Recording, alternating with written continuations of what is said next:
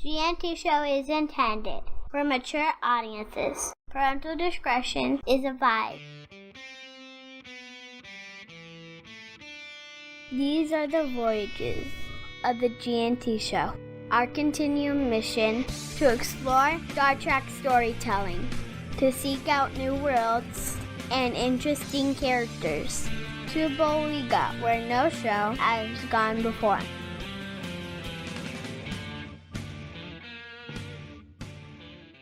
Live long and prosper, bitches. Good morning, everyone. Welcome to the G&T Show, episode 239. I'm Terry Lynn, and over there today wearing gray is Gettysburg 7. Joel on True, bitches, and welcome to everyone. And let's see, it's a full room today, so let me go around. My left, your right, it's Terry Ramon. Hello. My right, your left, wearing his Klingon armor with his leather jacket over top and his bowl haircut, it's Mikey Ramon. Hey, kabla. Across the table from me in her cap and gown still, but wearing her leather jacket, it's Just for Ramon. Yo, good morning. Joining us, as always, it's Kajiro Ramon. How you doing? And a very special guest this week. She's lovely, she's silly, she's a redhead. It's Shanana Ramon. You do that again and I'll hurt you. Shanana. Welcome. All right, you're in trouble, man. I usually pay extra for that. Well, we'll comp this one. Nice. Welcome to the show, Shanna. Thank you. This was kind of sudden. I just kind of made an offer, and next thing I know, I'm getting hooked up, so I don't know. I was just walking to class, and the next thing I knew, there was chloroform over my nose, and I was in the studio. Yeah, basically. I thought, oh, damn, I'm getting a date, but nope, no such luck. I mean, you heard And him now telling you me know he's why a we love crazy her. man. You can't even talk to him. Well, welcome to the show, everybody. I know it's going to be a big show. So, once again, as we did last week. Axamonitor is here. I know. He's sexy. Andrew Wonders is here. Hey, pal. I haven't seen you in forever. Andrew. Hi, honey. We got a full room. I Welcome, know. everybody. Welcome everybody to the show. Welcome everybody to the chat room. Who's there? Hi, Troy. I see you down there too. Before And, anybody asks, yes, Sunsail is here. So at various points we'll be going, oh God, because of something in the chat room. That is correct. That is correct. And like we did last week, because we do have such a big show, we're going to be doing a coffee clutch in 10 words or less. What did you do this week? Coffee clutch. Nick, you're up. Restraining order not accepted. All charges dropped. Her body is missing.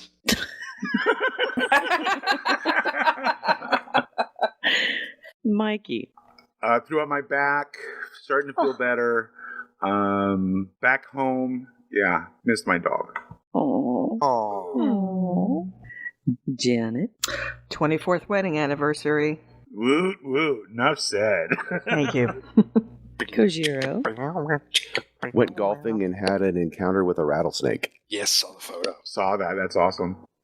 Shanna. My fish are sick, and I'm not at the Media West convention, and I'm sad about that. Wait. Hold on. What? How does one know their fish is sick? Its temperature? You have a really tiny little thermometer? The fact that he was sideways on the bottom of the tank and the white shit growing on his mouth was my tip off. So I'm trying to do something about that. Poor thing. Doesn't that mean I've he's been dead? reading your posts. No, because he's still breathing and he still gets up and swims, and he's actually doing better, but basically everything I've been able to do so far has put a Band-Aid on a problem that needs stitches, so... What kind of fish is this? So these are some silver dollarfish that I actually just adopted this week. They were at my building at school, And they had this really cool tank. They hollowed out an old control room, from a TV control room, an old console, put the aquarium in there. It was really cool. But we're moving to a new building in July, and the fish can't go with us. So our chief engineer asked me if I'd be interested in adopting them. So I did. But I think the stress of the move just kind of triggered the illness, and I'm just trying to get in front of it. So are these like fish that you can just get at the pet store, or are they like, I don't know anything about fish. Yeah, other than what I like to order to eat. So they're pretty common fish, but usually when you buy them at the pet store, they're quite small, and people have no idea how big they actually get. They're like goldfish. They grow to their environment? They'll actually grow past their environment, which means pretty soon I'm already going to look at investing in a larger tank. But these guys are already as big as my hand. So, and I named them Sonny and Cher. Awesome. Yes, So there was cute. a whole voting process. There was a whole voting process to it. It was awesome. I still think you should have called them Moose and Squirrel, but that's just me. But you found out one was a boy and one was a girl. Get your own fish, Mike. Yeah. You name it what you want. How about you, Terry? Worked, golfed, got sick, got better. Sorry to hear about getting sick. It was weird. You lost all pity when you said golfed. Yeah, golf was beautiful. Well, you know me. I play golf every Wednesday night. It's fun. All right. So let's start off. That's for sun sale. Sorry. Sunset, I'll just posted the funniest GIF. A Mexican standoff with a cat. Yeah, exactly. For those who cannot see, it is a Mexican standoff with a cat. Oh my God, that's hilarious. I think the cat's going to win that round. I do too. Oh my gosh. Okay, let's start off today with semantic shenanigans. This week, we in follow-up to our kind of ranty rants last week and following up on what's going on with the Axonar crazy. This week, some unusual things occurred, and I'll go over the kind of top line of it, and then we'll turn everything over. And this is part of the reason why we have asked Shanna to join us today. Shanna also posted a blog with Janet this week, and it was a wonderful piece discussing potential guidelines, which we will get to. This week, Alec Peters attempted to elicit the involvement of pretty much every fan film, and I'm being very specific about making sure that the word film is used here, because as far as I know, he did not reach out to anybody else. He only believes that film producers matter.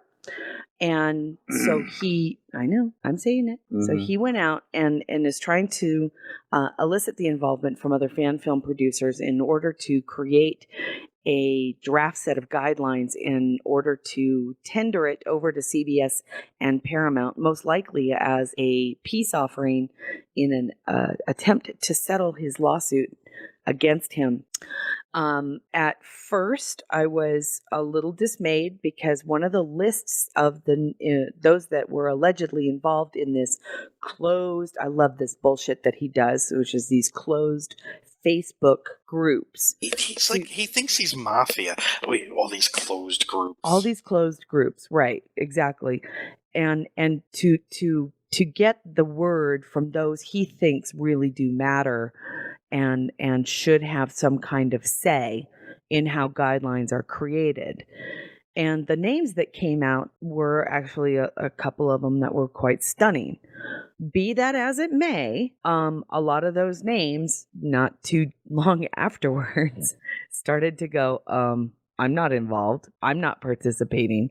And all of a sudden, there seemed to be a mad rush by a lot of fan film production companies or groups and people saying, I am not involved. And they came out very, very much against the idea of Alec creating guidelines and the idea that he was doing it at all, really.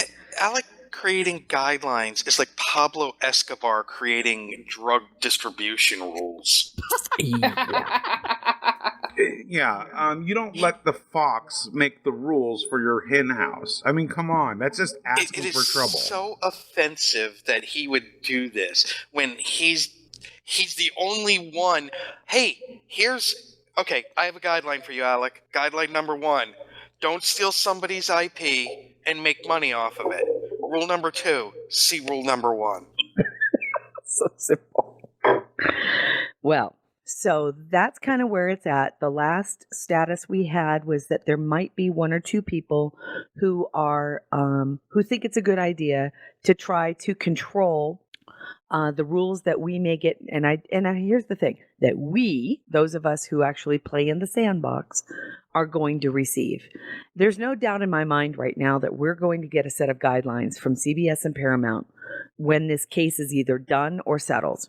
No doubt in my mind. And these guidelines are actually going to probably be used as a foundation for every other major studio and IP holder to use for their fanfic groupies. I mean, that's all there is to it.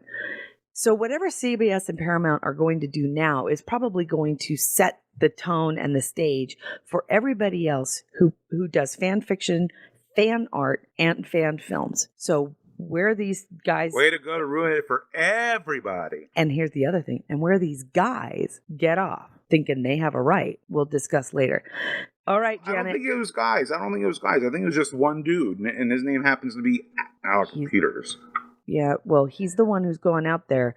But I'll tell you what, I have to wonder whether... We'll discuss that later. Yeah. Okay. I'm trying to be good. Yes, go ahead. Miss Janet, Miss Shanna, you guys had the ability to kind of go over a lot of the things, and I know that Janet has a lot of wonderful things she needs to touch on as well. So the ball is yours. So which do you want to do first, the answer or the guidelines? Let's talk. Oh shit, the answer. Yeah, we completely forgot that. Fucking A. Oh my God. How did I forget about the answer? I was so pissed about the goddamn guidelines that I forgot to be pissed. Lay off that shit. I forgot to be pissed about the answer. The defendants actually filed their answer to the complaint, and not surprisingly, it was filled, like I said before, filled with a bunch of general denials. Can I sum it up in 3 words? Oh God. None on us. All right, let me go into the answer if I could, because yes. it was okay. First off, this blog post, I'm so sorry, it's over 13,000 words long. It's funny because the Klingon Conlang amicus brief was longer and it was a shorter blog, but this one is huge, and a big part of why it was huge is because I just took to quoting great swaths of it, rather than interpreting it, just quoting it and highlighting certain parts and saying, okay, here, folks, figure it out for yourselves. Much like Caesar did with Gaul, it is divided into 3 parts. There is the answer. I love the fact she made a fucking Caesar reference. Of course. And so there's the answer. There's the affirmative defenses, and there's the counterclaim. And I know people have talked a lot more about the counterclaim, but I do want to go through the other 2 first. The answer itself, like Terry said, is for the most part, it's general denials. In general, what the defense did is it said, okay, if it's public record, it's public record. We admit it's public record.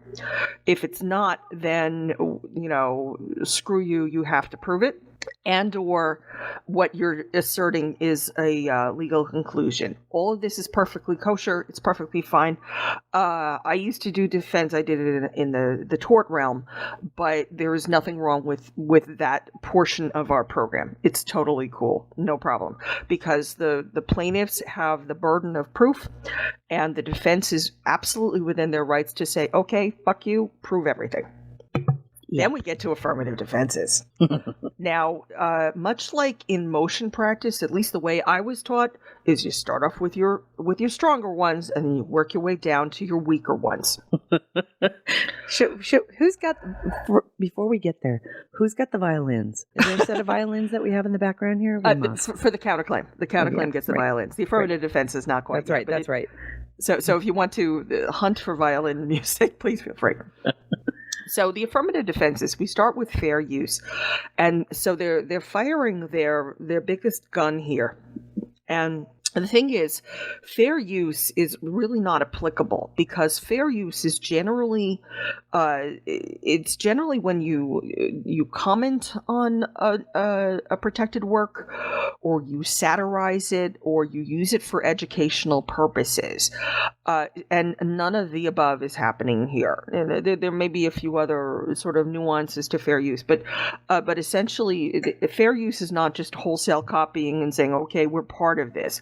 Instead, fair use kind of steps back and says we're going to observe it sort of from the outside looking in of whatever the IP is, and often, like I said, it's educational or it's satirical use or whatnot, and that's not what we're seeing here. So I think fair use is going to fall. So pissed thinking about them. They're educating. We're going to get there. Don't worry. Shh. Calm. Deep cleansing Did you breaths. just shush me? Did she just shush me? Yes. And as I did that, I pointed like she's actually across the table from me. I was actually doing it like she's there. Point north. That's where I am. All right. Second on our hit parade is waiver. Waiver does not apply here, folks. Waiver applies in trademark cases. This is not a trademark case. This is a copyright case. They did not waive their claims here, so screw that one. Unclean hands, that's the third one. I know that looks weird. That's an equitable argument. It is essentially, it's an ethics argument. They're saying that this is all unethical. Now, I do want to point out that by only suing Axanar and Mr. Peters versus any of the other fan productions or the unofficial productions, it may feel unfair. And maybe it is. I mean, I'll concede that maybe it is. But plaintiffs are under zero obligation to sue everybody at the same time, in the same case, or at all.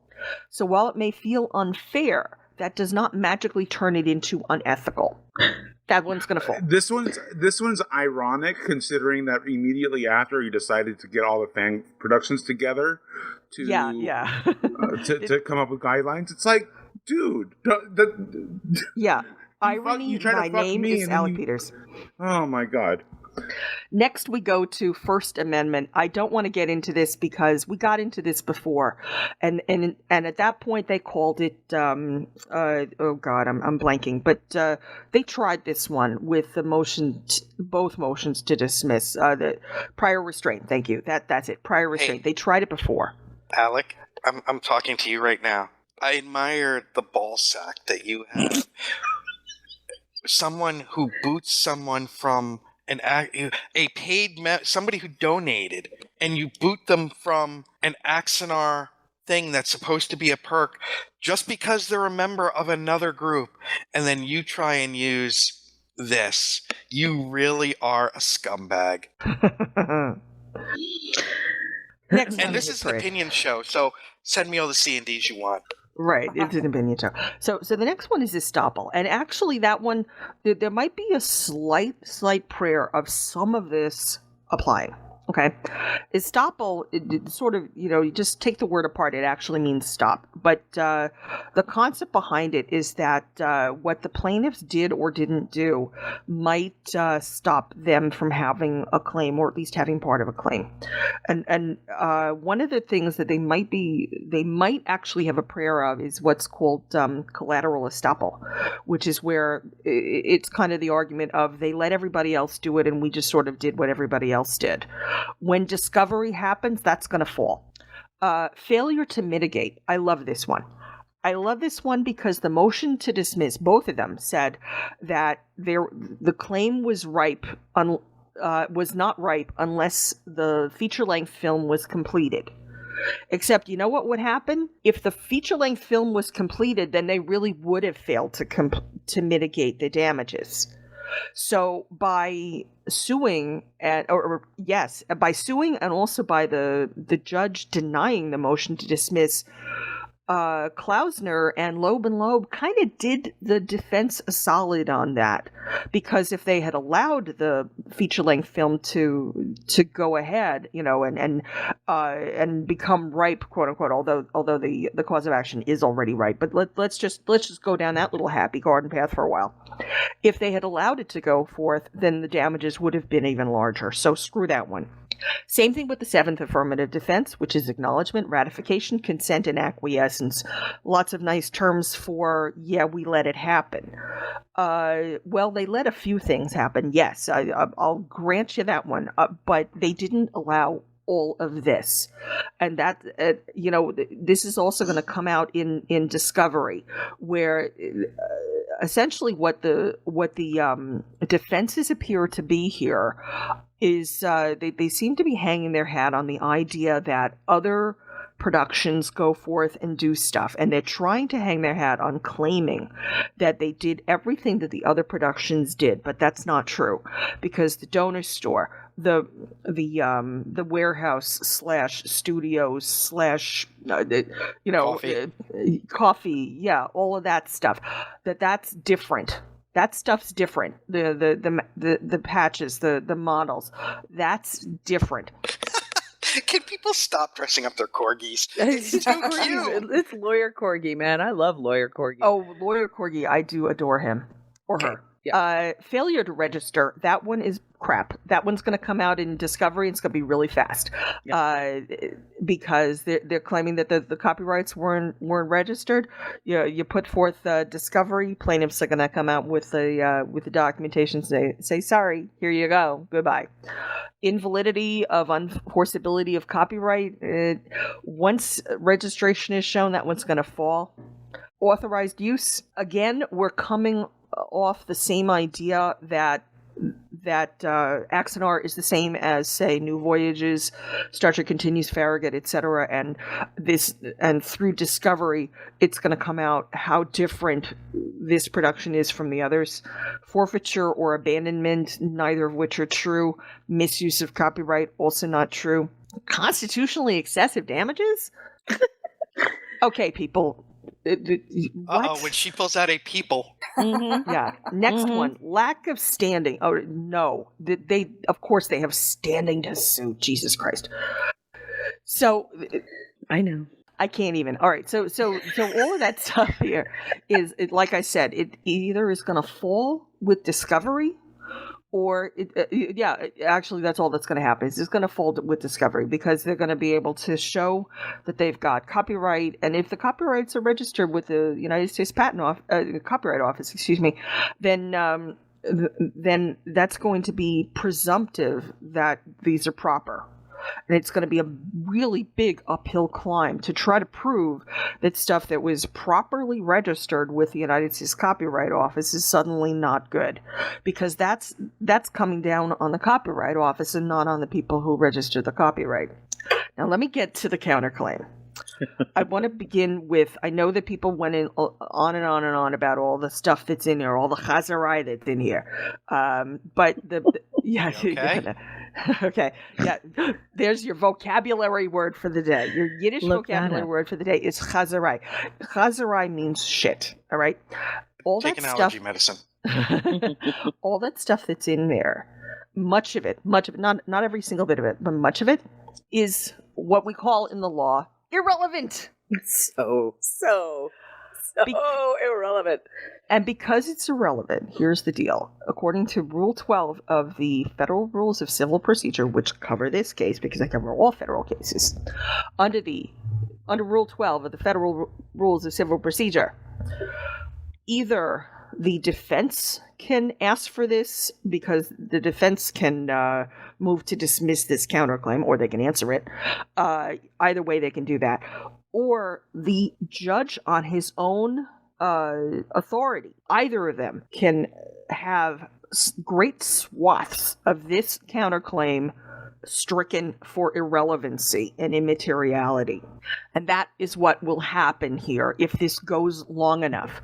And I believe it will, because even if settlement is imminent, quote unquote, and I don't think it's quite so imminent anymore, but even if settlement is imminent, this is still going to take a while, because even if we're going to settle, we think we might settle tomorrow, it's still going to take a while to go through the managerial channels of both Paramount and CBS. These are large corporations. It does take a while to get this stuff approved. They're not quite as hip deep in this as we are. So it's going to take them a little while to get all this stuff together. Like I said, even if settlement is imminent, and I think you're going to see this go on for a while. You're going to see this continue. You're going to keep seeing documentation coming out. So, and that's also why this answer happened. This answer happened because defense had to file it. They filed a counterclaim because it's what's called a compulsory counterclaim. It doesn't mean that they absolutely had to do it in the sense that, yeah, they could have avoided doing a counterclaim. But what Ms. Ranahan is doing here is, sorry, protecting. It's loud out here because the windows are open. What Ms. Ranahan is doing here is they have to assert counterclaims now, because if they don't, they'll lose their opportunity to do so. So there's nothing wrong with her doing that. But the means by which this was done is just what? It's just sort of nutty. So they go on for a while about Roddenberry and the forward to Star Trek New Voyages. This is lovely, but it doesn't mean crap. And the reason why it doesn't mean crap is because, with all due respect to the memory of the great Gene Roddenberry, that came out, 40 years ago, 35 years ago? When new media didn't exist, or for the most part didn't exist. So the applicability is just not there. And so what he's talking about is written works in a much more tangible medium.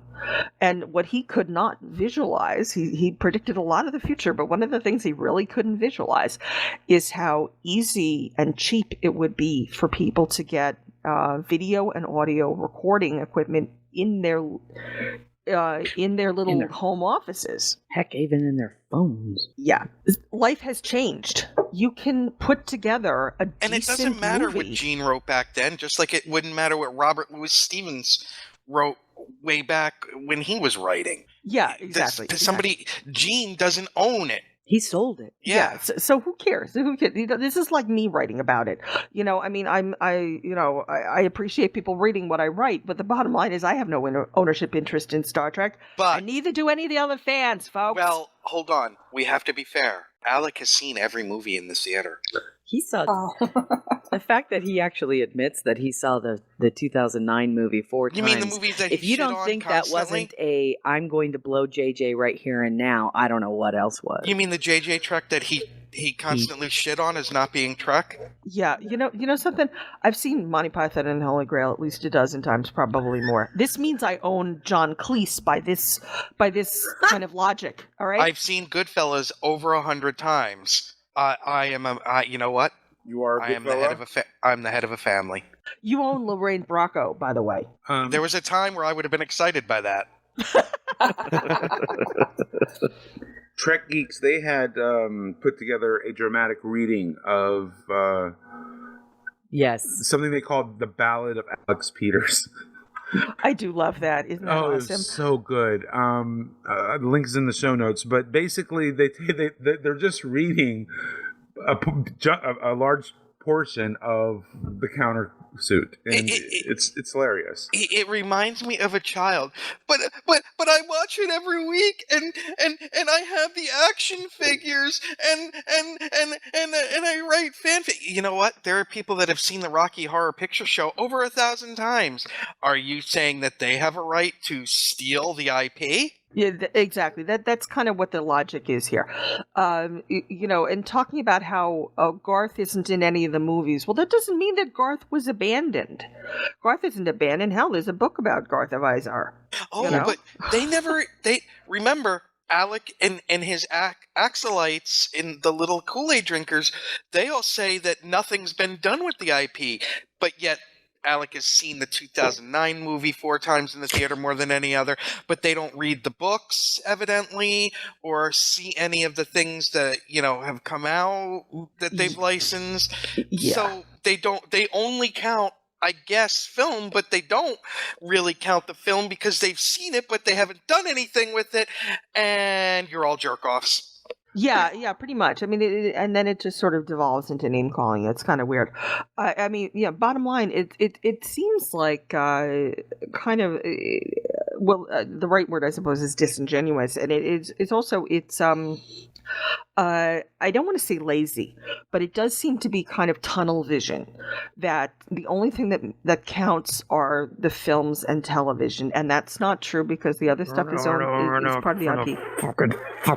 Shh, we're gonna get there. The deep cleansing breaths. Deep cleansing breaths. Are you getting the feeling he's like Butch and Sundance in that little cabin at this point at the end of the film? Explain for our listeners, please. No, if they haven't seen Butch Cassidy and the Sundance Kid, fucking you hipster doofuses, find it and watch it. It's one of the greatest movies ever made with two of the most beautiful men in history.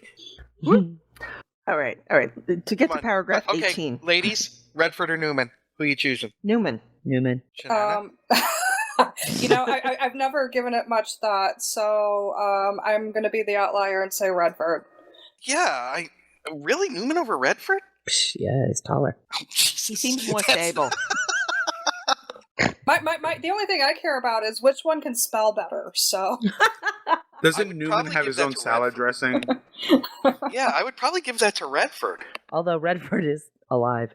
That's a good point. That's true. Oh, good point. I forgot Paul Newman died. That's right. Okay. His wife was hot, too. Moving along for a moment, if we could. So paragraph Jen 18. Ucelis is all about Paul Newman. All right. Right, so paragraph 18 of the counterclaim is kind of where we get to the heart of the matter, because the rest of it is Chazarai. So Mr. Peters believed he was operating within the tolerated realm of Star Trek fan fiction. Now, to aside to that, this is where they're trying to build their collateral estoppel argument here. But nevertheless, reached out to CBS on multiple occasions in an effort to seek guidelines about their production. Okay, this shouldn't be in the counterclaim. All this stuff is supposed to be in the discovery. Thank you. Well, I'd like to call bullshit on that later on if I can. Too. I don't want to derail the conversation right now, but I have. Yeah, I'm speechless. And by the way, the other stuff about him being tucked in at night and then woken up 2 hours later and all that other crap, that stuff is not for motion, not for pleadings, and it's not for motion practice. That's for your opening or your closing at trial. But who cares if he's tucked into bed? Yeah, nobody cares. And by the way, I looked this up because I was curious. You know how much time, according to experts, an 8-year-old child is, how long an 8-year-old child is supposed to sleep at night? Is between 10 and 11 hours. So if he was woken up in the middle of this to watch television, which may have wound him up for an hour when he was supposed to be in REM sleep, is kind of bad for his development. And so I do feel for him in that respect. That was not so he should sue his parents? You're claiming that he's mentally disturbed because his parents woke him up? Okay, not stop. disturbed, People, but stop. Disadvantaged. Disadvantaged. I do have a question. Now, I was confused by this.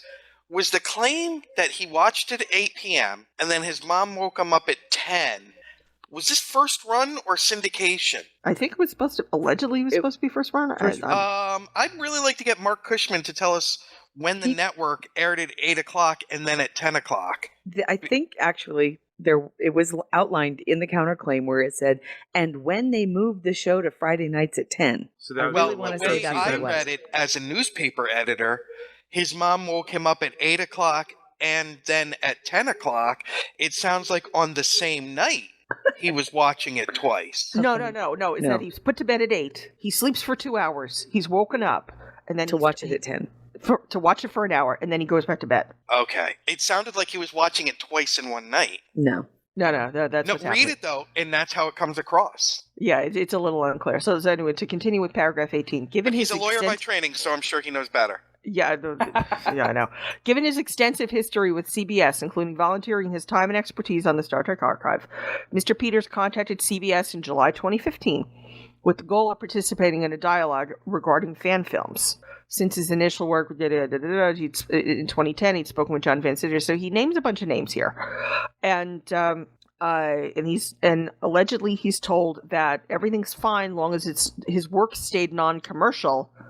Yeah, so he kind of he kind of stretched that definition of non-commercial, and that CBS would let him know if he had, quote, gone too far, end quote. Now, in the blog post, I talk about this, and one of the things that I mention is that spoiler alert, there's a lot about the rap article that came out in 2015, and he's saying, oh, he got no notice, he got no notice, he got no notice. But the bottom line is that the rap article gives you a lot of notice. And in Mr. Peters' own blog for his production on the AxonRProductions.com, I believe it is. I believe that's their domain. On his own blog, he references that article. So we're left with one or the other. Either he read the article, which means he had at least some species of notice, or he blogged about it without reading it. So, which one is it, kids? Makes you wonder, huh? Yeah. So then we get to 19, where he claims without warning, despite years of contribution, yada yada yada. He first learned that plaintiffs believed he had, quote, gone too far, end quote, when he read in a news article that plaintiffs had sued him. Okay. And then he later entered an agreement that they would defer shooting, and then eventually, in paragraph 21, we get to the Justin Lin tweet. Once again, this crap does not belong in an answer or a counterclaim. This is something that would be a part of discovery. So why this stuff is getting sort of, this garbage can full of stuff is getting thrown here into the counterclaim. It's just flat out pandering to the fandom. Yes. Yeah. Sorry. Yes, exactly. This has nothing to do with the judge. This counterclaim was created not for the real what should have been the audience here. Is twofold. The audience should have been the plaintiffs and the judge, and eventually the jury, if it goes that far. But instead, the way this was written is that the audience is not any of those people, that the audience is the general public, and also more specifically the species of that audience. The subset of it is the donors, and it's to keep their wallets open. It's to tug on their heartstrings and keep their wallets open, and that's all that this is really for. He is such a, when it comes to taking people's money for all the things that he's like a shark. He just swims around. Sometimes Alex Peter, he looks right into you. Right into your eyes. The thing about Peter's, he's got lifeless eyes, black eyes like a doll's eyes. When he comes at you, it doesn't seem to be living till he takes your money and those black eyes roll over white. And then you hear the terrible high-pitched screaming and your wallet turns red. In spite of all the pounding and hollering, Alec takes your money and has some sushi. So, oh my God, that was unexpectedly brilliant, poetic. Truly. All right, so paragraph 29, and I'm gonna go through this and comment on a little bit, and then I want to turn it over a bit, because there's more of this, but this is in the blog, and I don't want to repeat what I'm saying in the blog. The purpose and character of the use is transformative. That's the allegation. Defendant's use is transformative in that even though it is inspired by Star Trek, it provides new insights and meaning. Oh, bullshit. She couldn't even get through it without fighting. I love it. Defendant's works are designed to tell a story of a wholly different character from the stories contained in plaintiff's alleged works about Garth Izar, a character that has been ignored in Star Trek episodes and movies since his 1969 appearance. Fine, he's not been in broadcast media, but he's certainly been in print. Furthermore, Prelude to Axonar portrays, and Axonar would seek to portray Garth Izar in a new and unique way, specifically as a war veteran whose psychological troubles later in life resulted from his traumatic experiences during the 4 Years' War. Now, first off, if you viewed Prelude, you do not see this. It doesn't exist. They're trying to create a silk purse out of this sow's ear, and I'm not buying it, and most people are not. Furthermore, for people who have seen versions of the script, including Dave Galantor, there's Hi, Dave. Hi, Dave. I hope I said your name right. And I'm sorry if I didn't. I just call him Fun Dave. Fun Dave.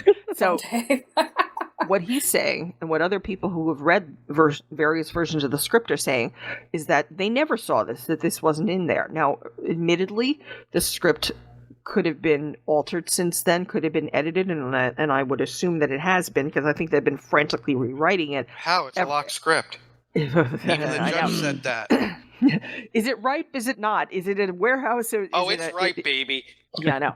Anyway, the concept right. that they'd be talking about this in the context of PTSD, is as insensitive as claiming that the Vulcan script is Chinese lettering. It's virtually as insensitive as that. Now, in the blog, I put up a video. It's a video from it's about 6 minutes long, and I highly recommend it. It's a very good video of Tucker Smallwood talking about his experiences in Vietnam. Tucker Smallwood is a real live veteran, just like Mr. Minetti. And furthermore, Tucker's a real live Vietnam War veteran. Tucker's also a Star Trek actor. He was the Xindi counselor in Enterprise. And he's the sweetest guy. Yeah, and I'm friends with him on Facebook. Very cool dude. And he has experienced PTSD for real. And he can tell you about PTSD for real. And let me tell you that discussing PTSD, I mean, if we want to talk about it, yes, we should talk about it because sunshine is a great disinfectant. And yes, we should talk about our traumatic experiences. And yes, we should because it's important and we shouldn't sweep these things under the rug. And yes, art can be a good medium for doing that, but not to save your skin in a lawsuit. And didn't... Correct me if I'm wrong. Didn't they say Trek hasn't addressed PTSD? That's right. Yet it has. Let me interject here, if I may. Sure. Yes. Alec Peters, or more importantly, what's his lawyer's name? Aaron Ranahan. Miss Ranahan, you are doing a bang-up, and I'm not being sarcastic, a bang-up job of representing your client. You are really, you're working your ass off, and I respect the fact that you're doing what you're supposed to do. But let me give you one word, Nog. Yes. Look it up. If he's the Star Trek fan he claims, then he should tell you, oh, you can't put that in there. If you don't know who Nog is a youngster who grew up on Deep Space Nine alongside Jake Sisko, Captain Benjamin Sisko's son, joined Starfleet, and during a battle on a planet lost a leg. When he returned from being served and rehabilitated, getting a fake leg, not rehabilitated, that sounds like what Garth was going through, he suffered severe PTSD. And there's a whole episode called It's Only a Paper Moon, which to me is in the top 3 episodes. Some days it's my favorite, some days it's my second favorite, just because Under a Pound Moonlight is just so good that they switch places.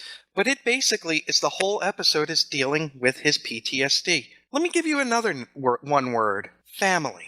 It takes place after Best of Both Worlds Part 2, dealing with Captain Jean-Luc Picard and his PTSD from having been assimilated by the Borg, which, by the way, is mentioned several more times during the run of TNG, and is a major component of the film Star Trek First Contact, is Picard's dealing with his PTSD of having been assimilated and what he went through. Now, Mr. Peters can claim to be a huge fan and all of this, but I'm going to tell you something, Miss Ranahan. Am I pronouncing it right, Janet? As far as I'm aware, yes. Okay, because I'm not trying to be snarky towards her.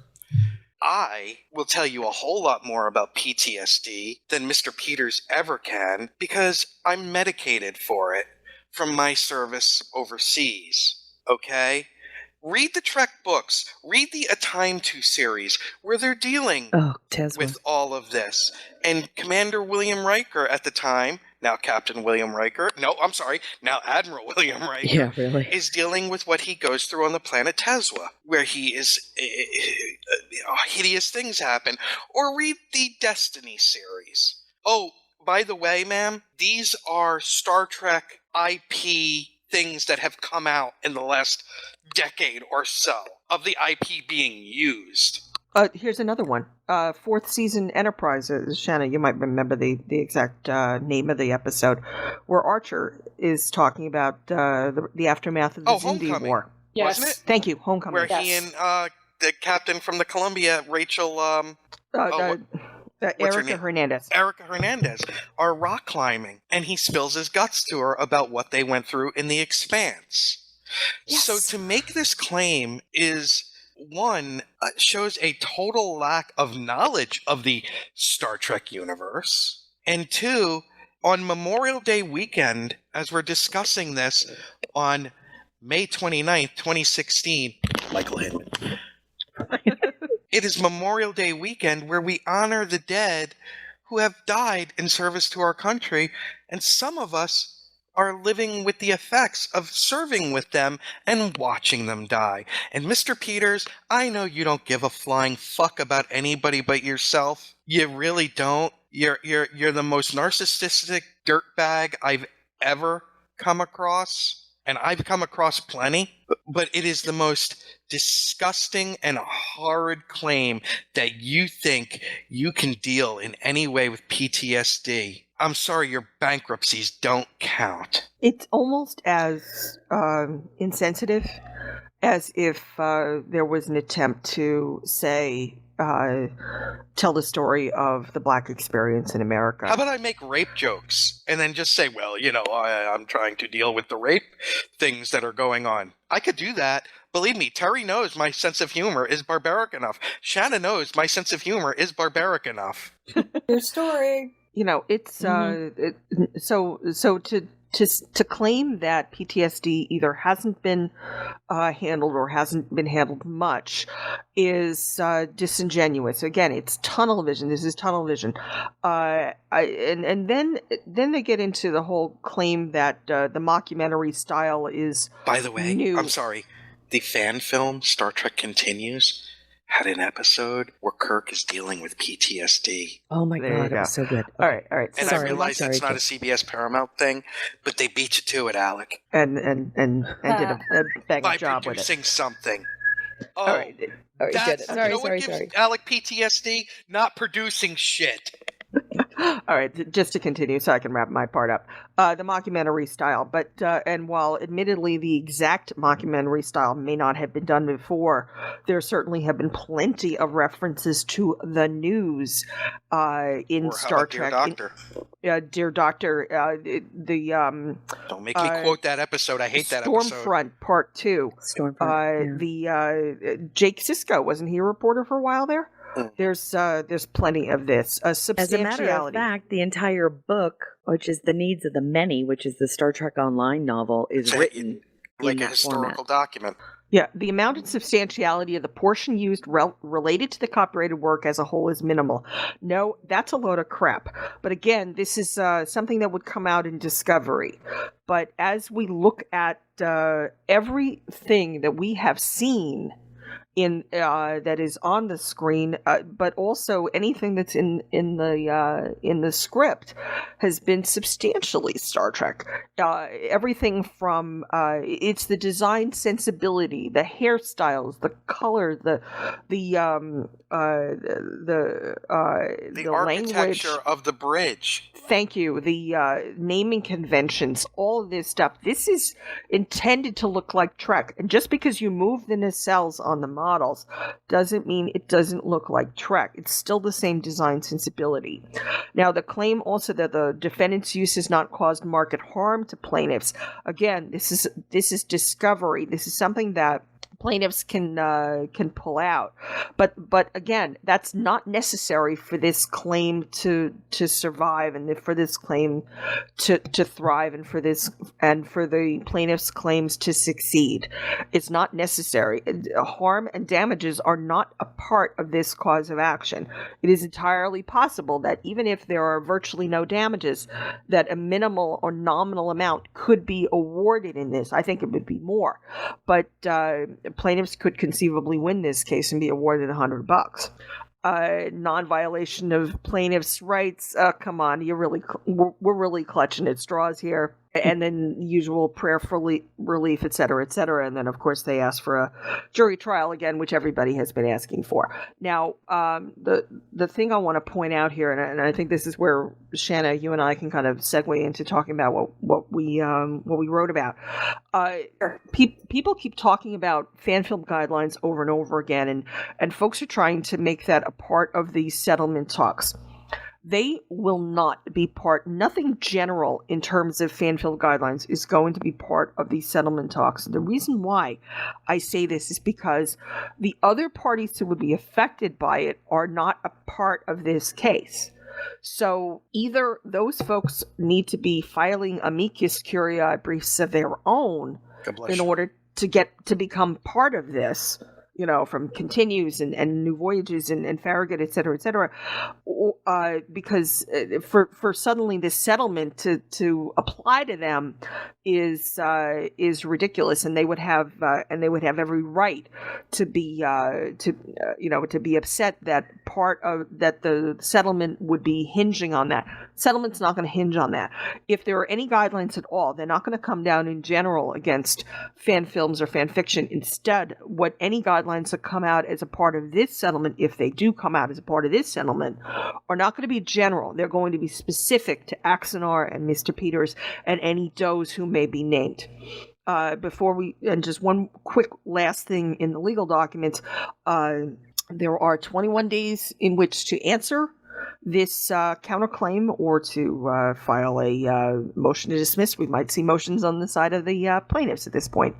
And then, of course, we've got Doe Day of Reckoning on the 8th. So a lot of this stuff is going to be happening beginning of June. First half of June or so. Even if Mr. Lin and Mr. Abrams are absolutely 100% correct and settlement is imminent, I still think we're going to get through all of that before we hit a settlement.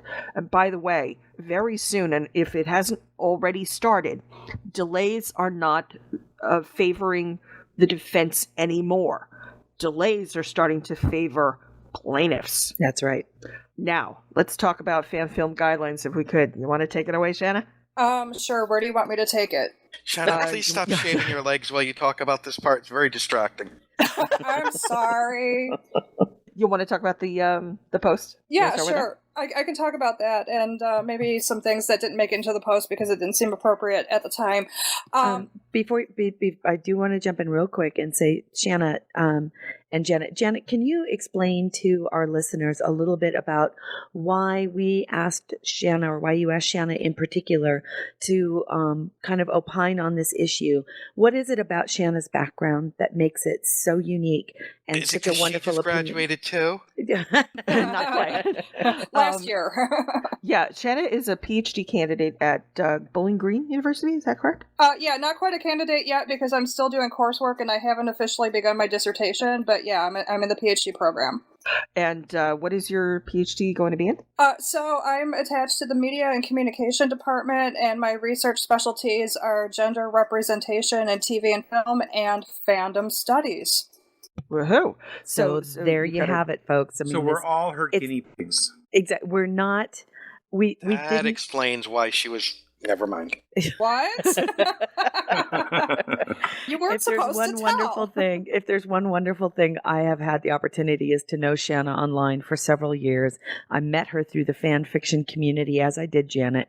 And if there's anybody whose opinions I respect the most, it's Janet and Shanna. So thank you so much for coming and helping us out. I like them. You.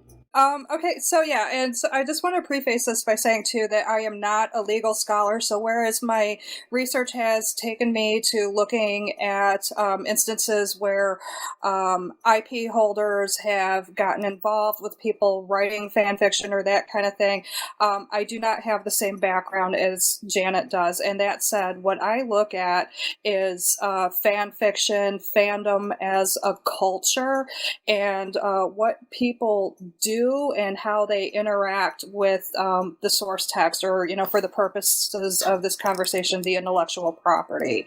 So some of the things I might say, people might come out and say, oh, well, that's not legal, or there's no precedent for that. I know that, but that's just not the angle that I'm coming from. So one of the things that, the first thing that I noticed about the guidelines is the first couple of items on Alex's suggestions are things that people in fandom already do and know anyway. I think one of the things that he talked about was... Except for him. Well, but the thing is, though, is that he obviously knew about it enough to put it in these guidelines. And I don't care how green of a noob you are. These are things that you figure out pretty quick on your own by participating with other people who write fan fiction. If you go to fanfiction.net or, other sites, you're going to notice a lot of the fan fictions have disclaimers at the beginning saying that the intellectual property belongs to somebody else and that no profit was made in the endeavor. It's just a labor of love, etc., etc. So I just kind of found it, I don't know, amusing that this would be in the guidelines, and it just, if he had thought to do this to begin with and to not profit from it, we wouldn't be having this conversation. Yep. One of the other things, and this was not in the blog post, but, I've been immersed in fan fiction and in participatory fandom, my entire adult life, part of my teenage life. And as a result of the research I've done, I've been giving this a lot of thought and thinking about, okay, well, how would I go about this if it were me that CBS and Paramount came after? And I did a research project as an undergrad that involved fair use and fan fiction. And I want to come back to the parody thing for just a moment. And if we think about one of the reasons, like, say, why Weird Al Yankovic is funny, it's not just because the lyrics that he rewrites are funny in and of themselves. In order for parody and satire to be successful, they have to be recognizable. Yes. You have to know, it's Weird Al Yankovic is funny if you, like a surgeon is funny because you know, like a virgin. And even with his style parodies where he's not knocking off a specific song, Dare to Be Stupid is funny because you know what Devo sounds like. His Bob Dylan parody is funny because you know what Bob Dylan sounds like. So fan fiction is a lot like that in that you need to retain enough of the source material for your audience to even care.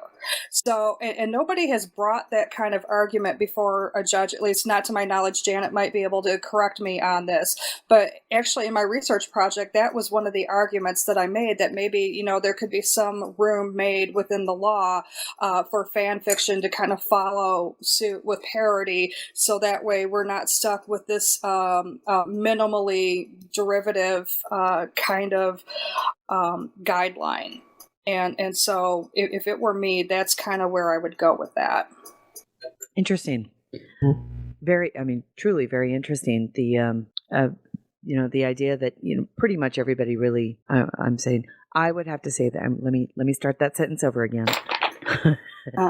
The majority of hazards of drinking before the show. the majority of intelligent people really do understand what parody really is, and the fact is that fair use is defined, and I think looking at it from that aspect, and when we look at this counterclaim or even the defenses that the plaintiffs have brought forward in their answer, is the fact that they say that they're covered under fair use when we all look at the definition of what fair use is, and the G&T show is fair use because we're a commentary show on Star Trek and all things about it.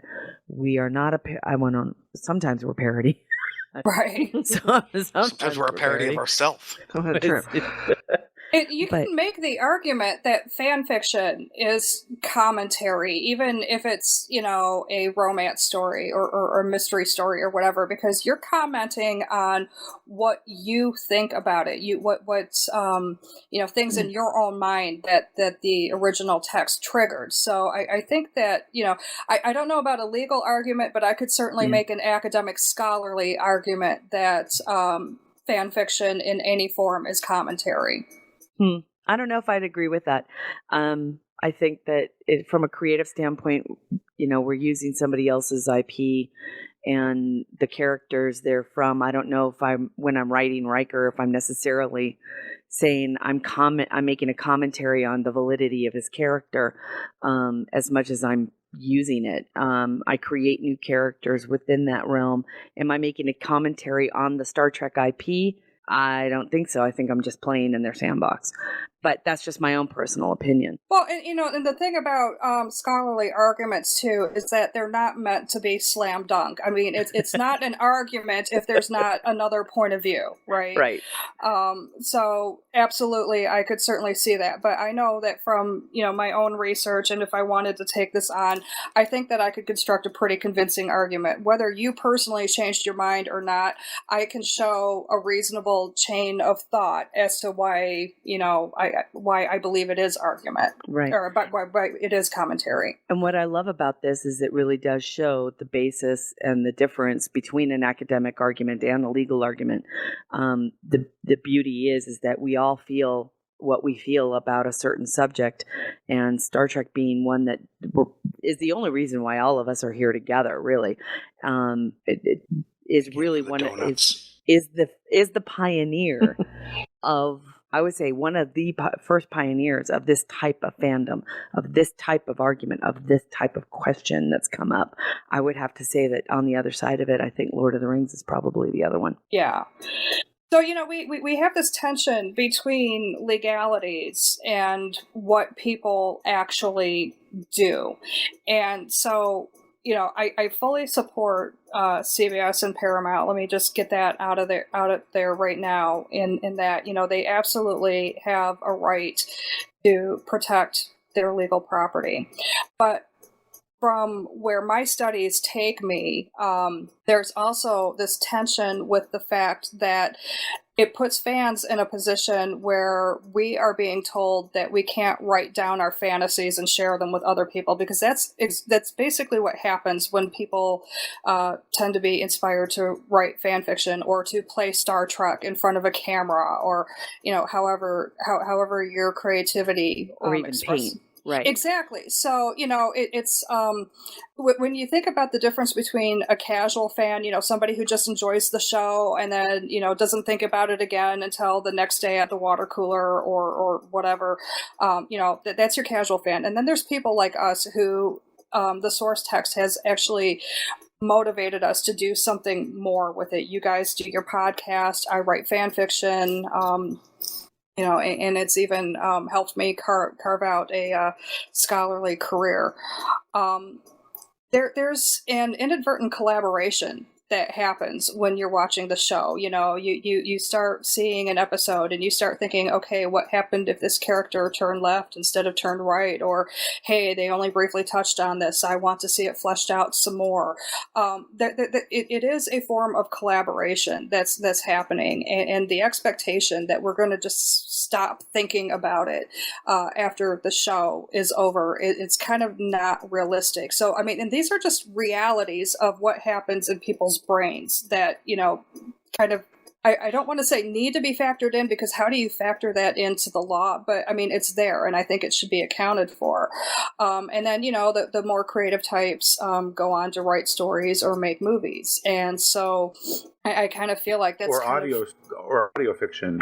Right. So I kind of feel like, that's also been missing from the conversation. And I think that when I'm watching the other side of this argument that seems to be grounded in, everybody owns Star Trek, what I'm hearing when I see that is not so much, it is a bit misguided, but I also think that it's kind of a misarticulated way of trying to say what I just said about what happens when people do this kind of thing.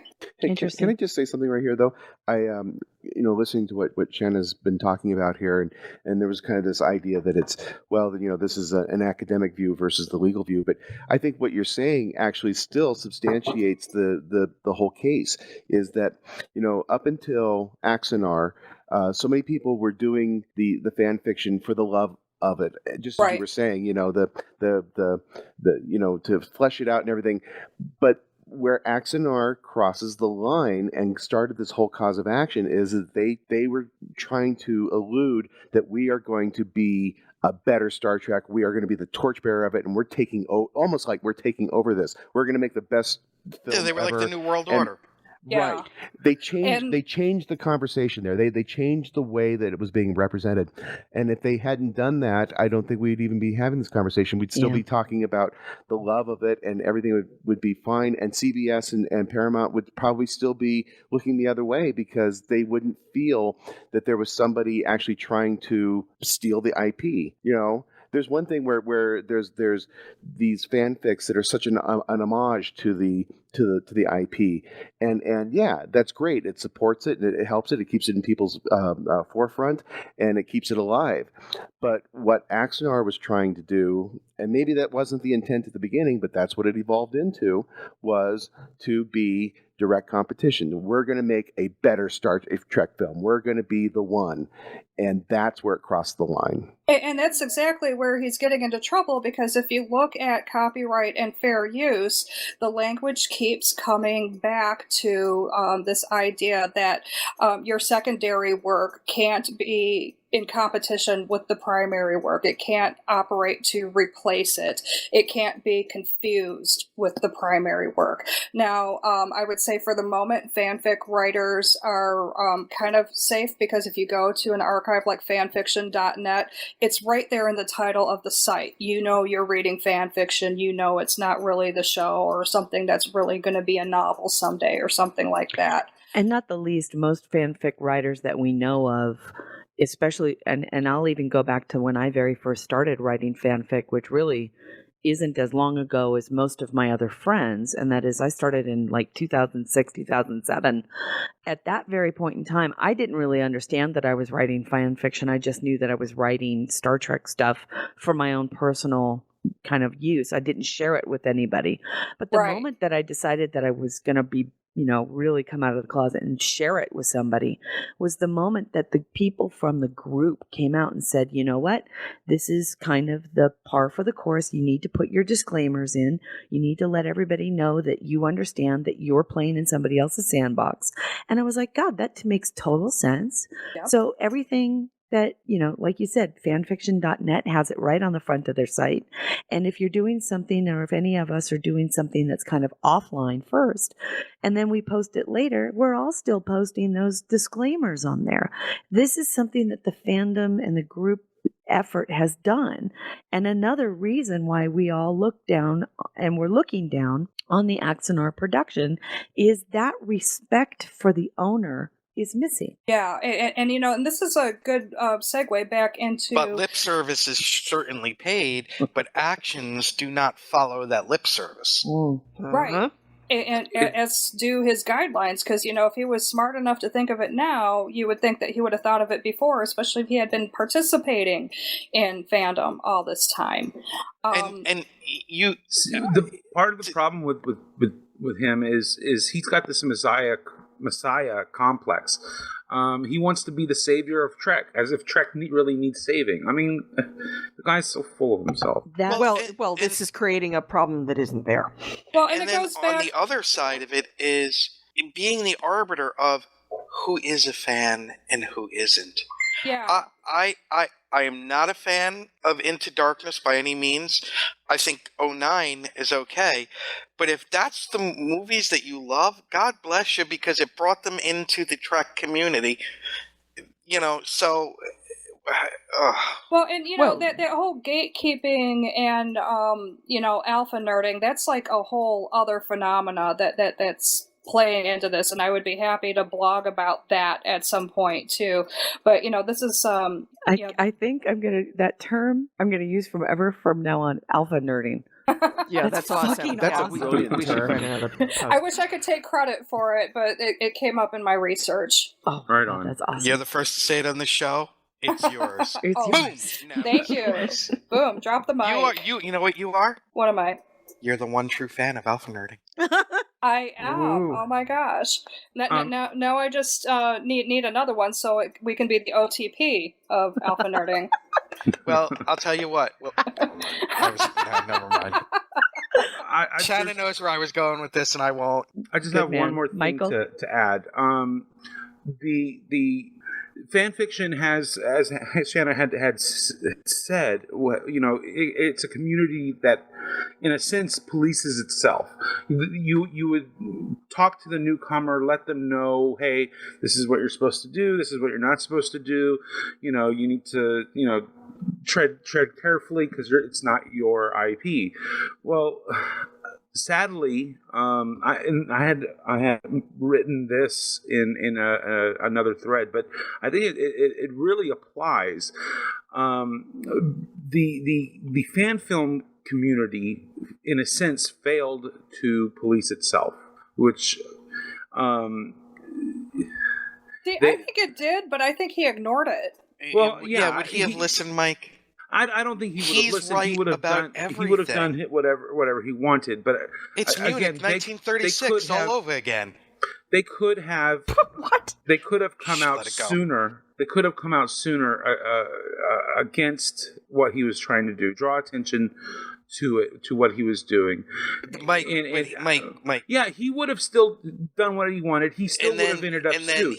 But the community would not be put in a position that he put them into when he tried to force these guidelines down everyone's throats.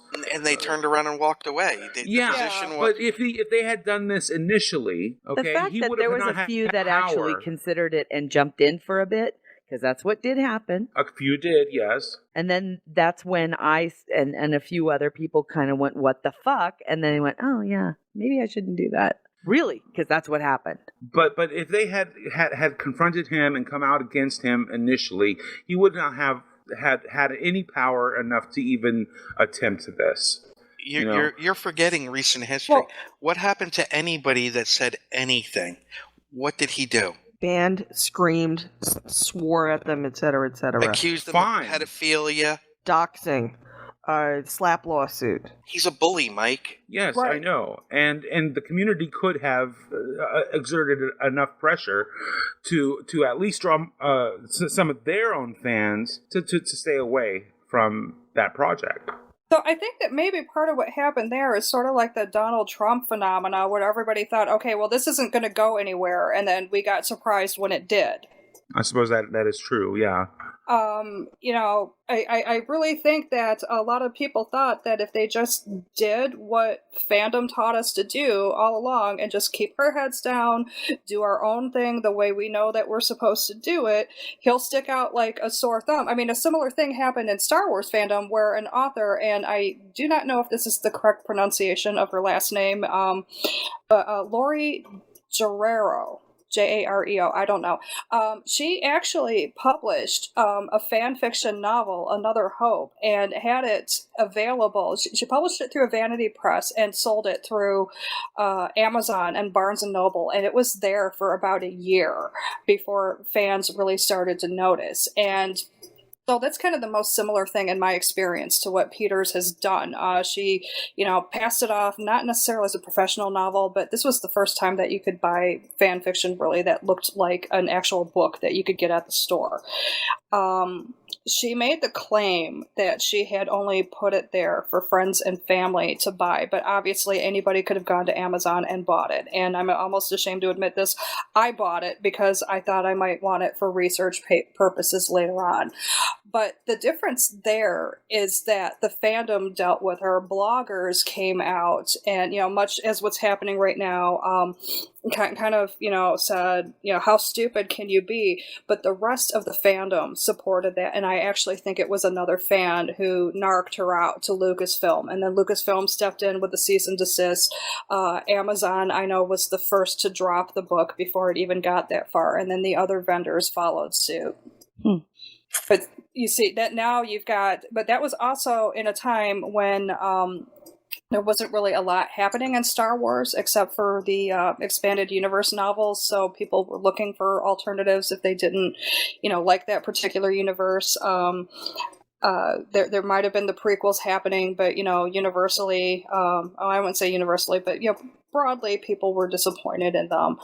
So it was a little bit of a different climate. Whereas here in Star Trek, you have active polarization on the Abrams films, and I think that got capitalized on quite a bit in terms of Alex slipping through the cracks as far as he has. Oh, and that absolutely was capitalized on in terms of donations, et cetera, et cetera. The whole 1-2 track. This is, they're going off in one direction, and you don't like it. I'm going to take you back into the direction that you do like, and that's. But his direction pretty much was the same as JJ's direction. Well, we don't talk about that because we're just going to put a sheen on top of it. That's a TOS prime universe, prime timeline sheen. Except at the same time, there's a lot of pew pew, which is very Abrams, and there's other things that are absolutely from the Abrams era. Captain Robot, a lot of the look and feel of Vulcan, a lot of the again, more of the design sensibility. These are JJ. A lot of this is Paramount stuff too. And coming back to the guidelines that he suggested, I think that mostly, again, this is from a scholarly, not a legal perspective, but if we could get some definition on what a fan film is, because I think by the time that you hire professional actors and you outsource to professional crew, it's not a fan film anymore. I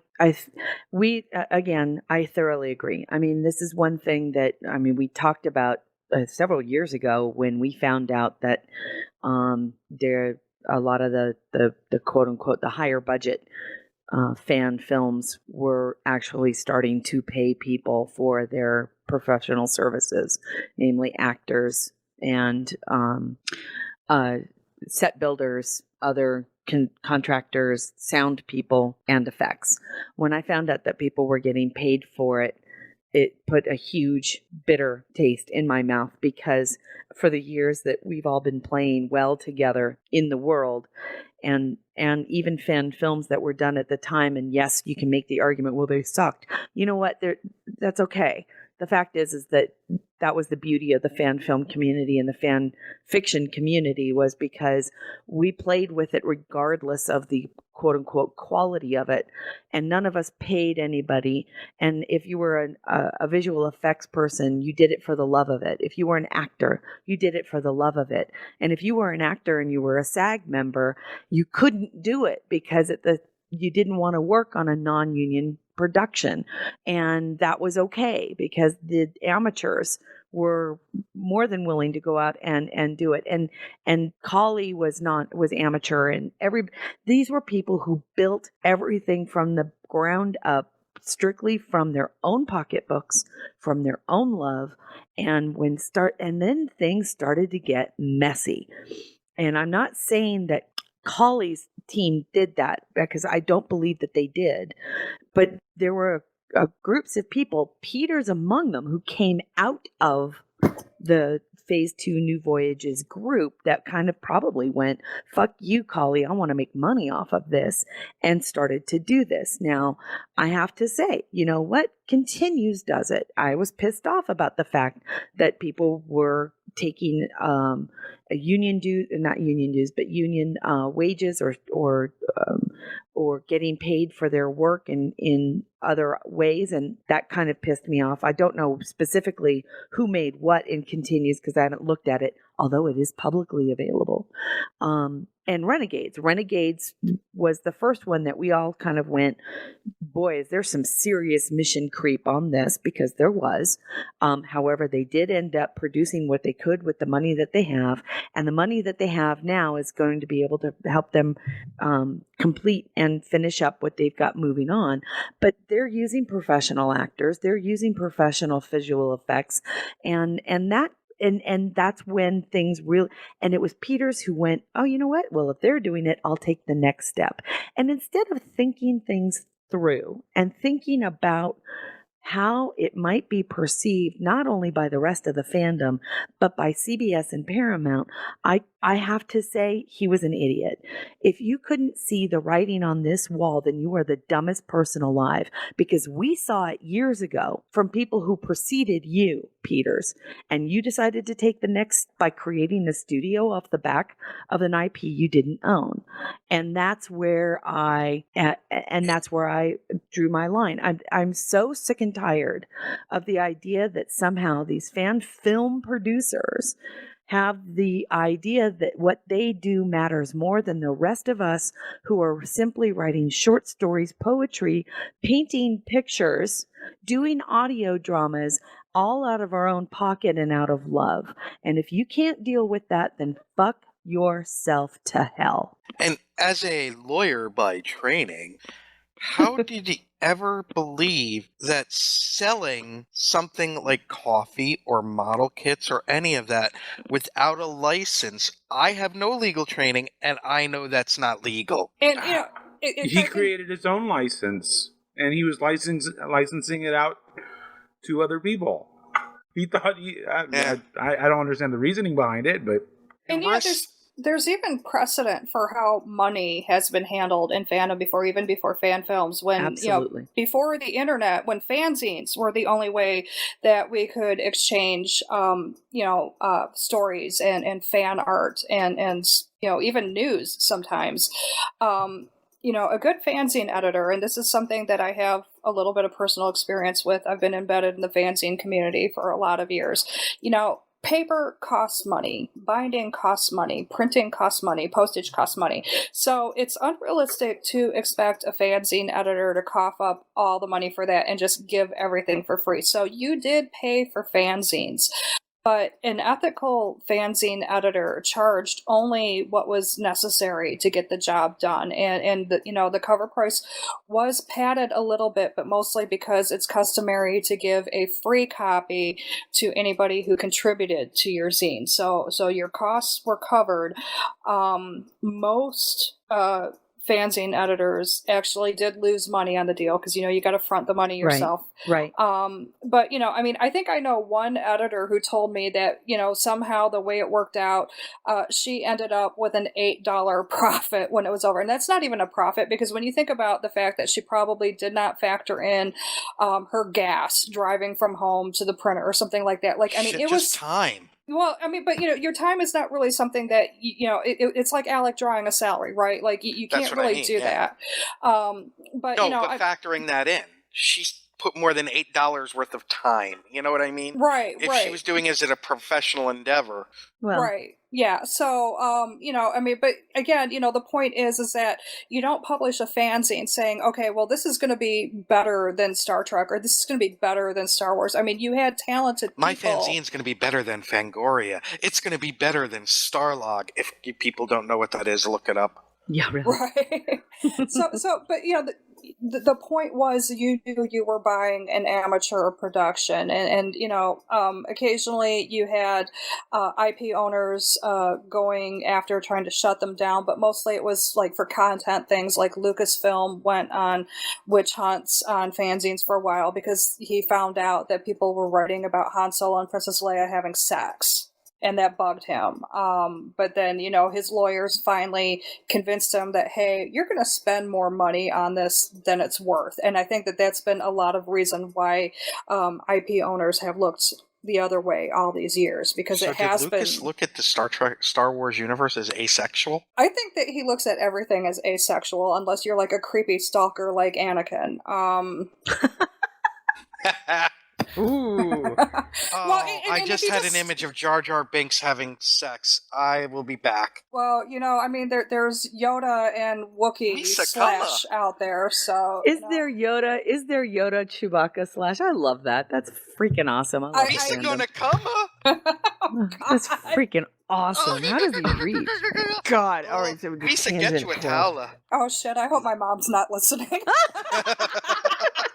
Oh my. So, anyway, I have no idea what I was talking about up to that point. It just went out the window. Welcome, Darth now. Yeah, train of thought derailed. There were no survivors. The French underground got a hold of it. So I don't know. It was something about zines and money and sex. Oh, and George Lucas and asexual. I think. Did I cover everything? I think so. I think so. Works for me. So yeah, he found the sex disturbing. But Not like she was sleeping with Chewbacca. well, there's that out there too. Oh God. I mean, Of think course about there it. is. If the characters exist, there's a ship for it. Oh. It's true. No, because that means somewhere out there Sorry, there's but that's fanfic hilarious. of that little bug guy sleeping with Anakin's mom, and I refuse to accept that that's out there. Probably is, and if not, you just gave somebody the idea. Yeah, you're welcome. Keenser. And that, ladies and Keenser, gentlemen, I'm is sure what is we call coming. the plot bunny. Oh my God, too funny. So yeah, I don't know. Where do you go after that? I don't know. Welcome to the G&T show. But you're right. It's a unique and wonderful conversation, and probably one of and I'm so glad that you decided to join us today to kind of touch on some of the issues that did come up with the idea that, you know, albeit, and by the way, I'm talking to somebody on the Facebook page now regarding his involvement and the fact that he offered an opinion on the guidelines. And I can understand where somebody would want to throw their opinion out with regards to what the guidelines may or may not be. I can understand that desire. However, as you've pretty much everybody on Facebook knows and Twitter knows now, I think that don't. Just don't offer your opinion, because your opinion means dick. Your opinion, but I just don't understand. The only rule they need to know is don't violate the IP and make money, and just do it as a fan for love. Don't fucking don't steal the IP. Yeah, What more do they need? Yeah. And think about it. There's something very punk rock about DIY, right? Yeah. Like, God. you know, so go out there, be a stud, do it yourself. If there are things beyond your skill set, chances are you've got a college down the road with a media production department, and there's students who need internships or who just want more experience so they can go out and get a good job. And as soon as you tell them that it's about Star Trek, because the major, you know, it does attract a certain personality type.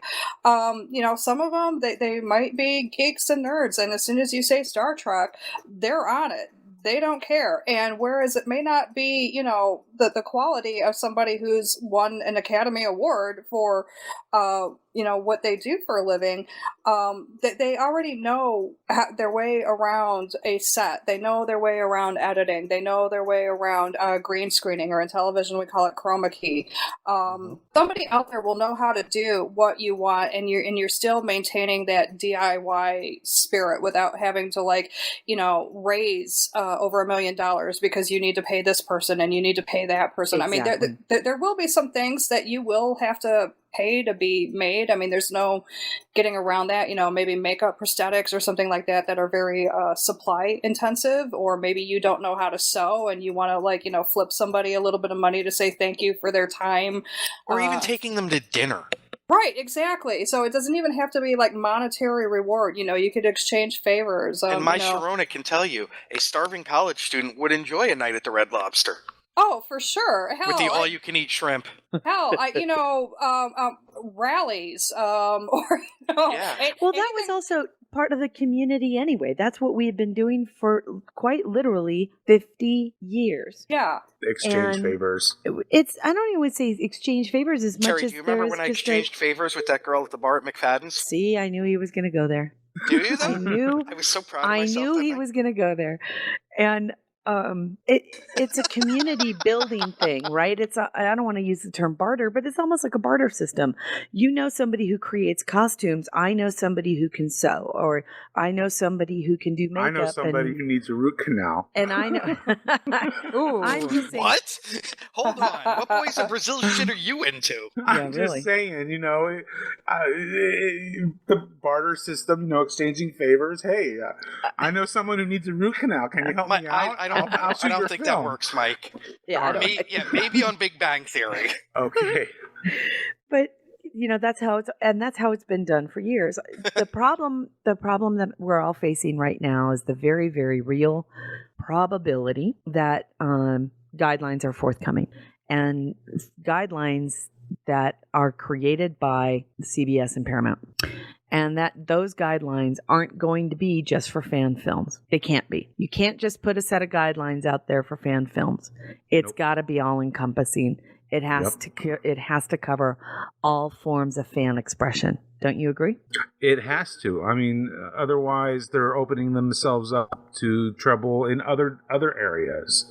Now, the thing that I will say about that, though, is that you have the problem of enforcement.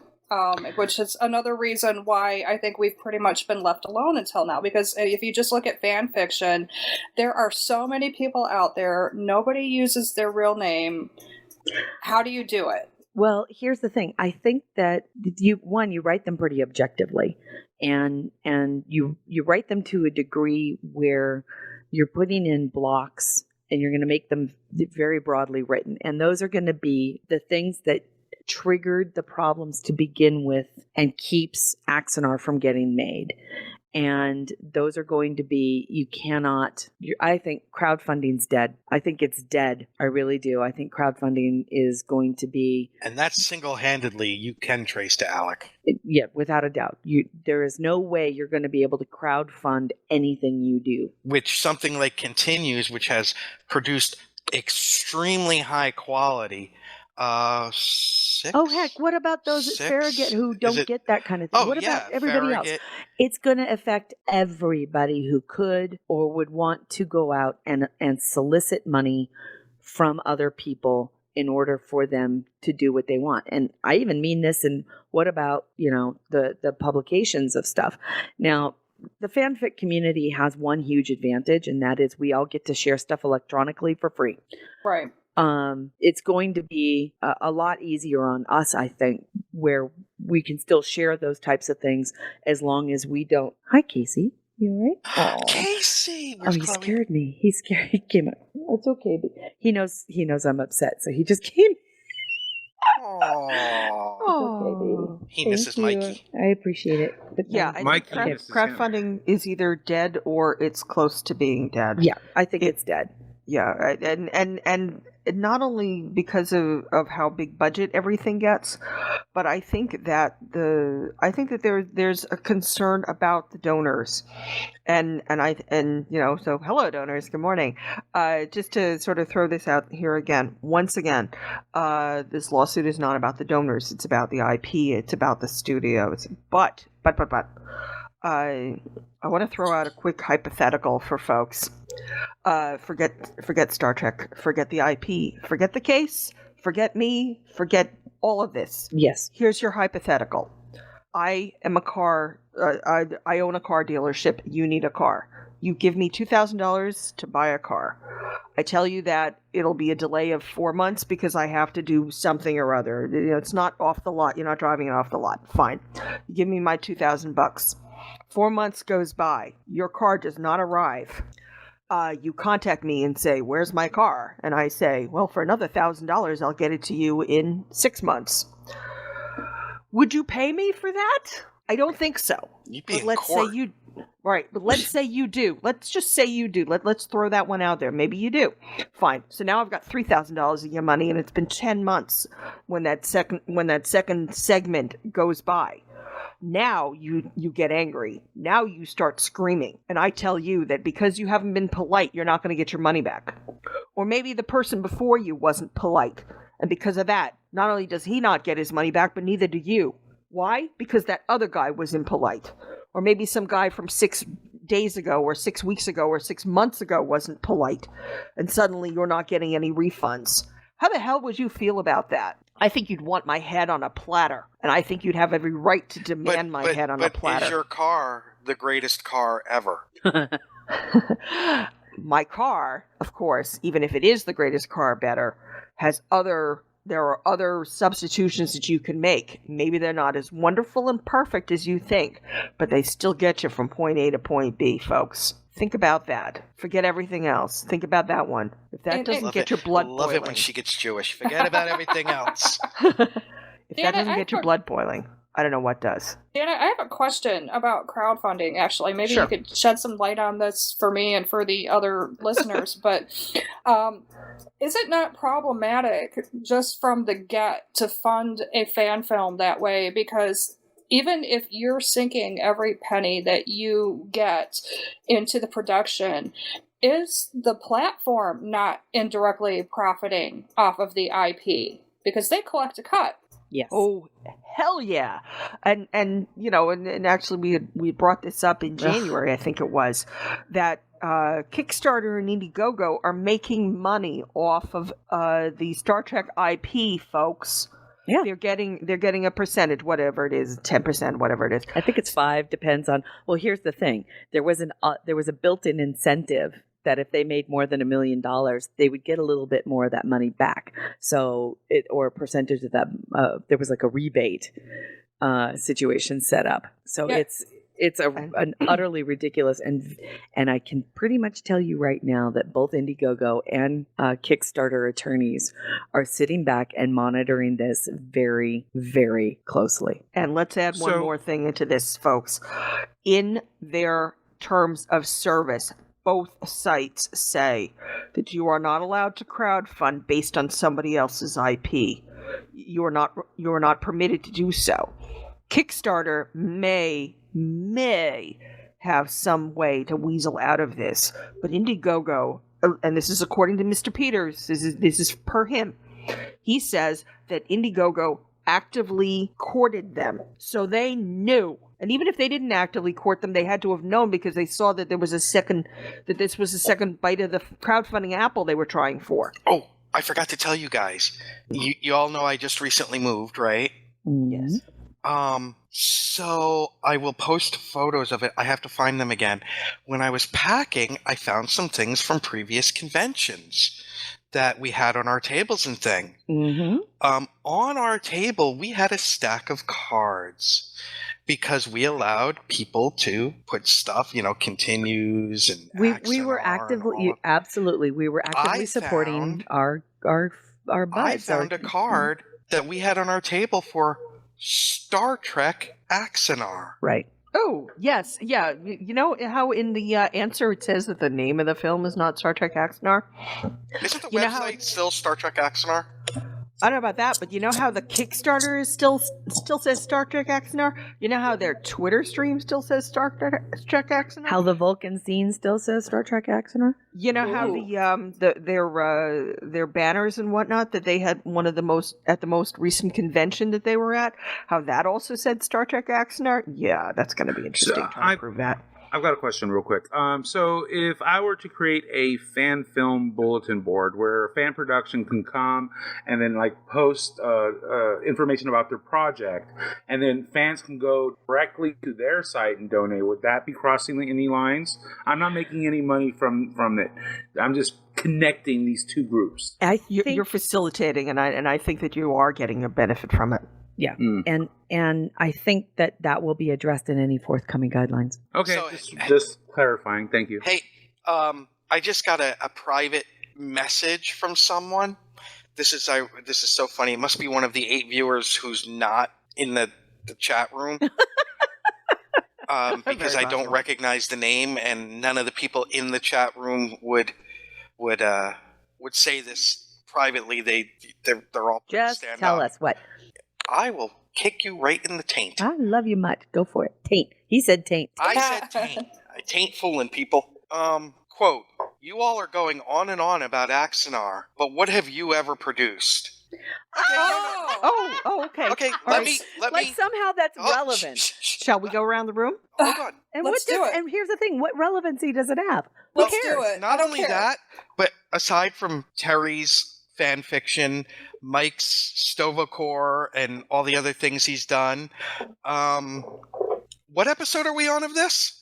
239. Oh, we produced 239 episodes of a podcast about Star Trek, and we haven't stolen anybody's IP or taken their money and gone to sushi and to conventions and to play poker every month in Vegas on it. So you know what? Go fuck your sister! All right.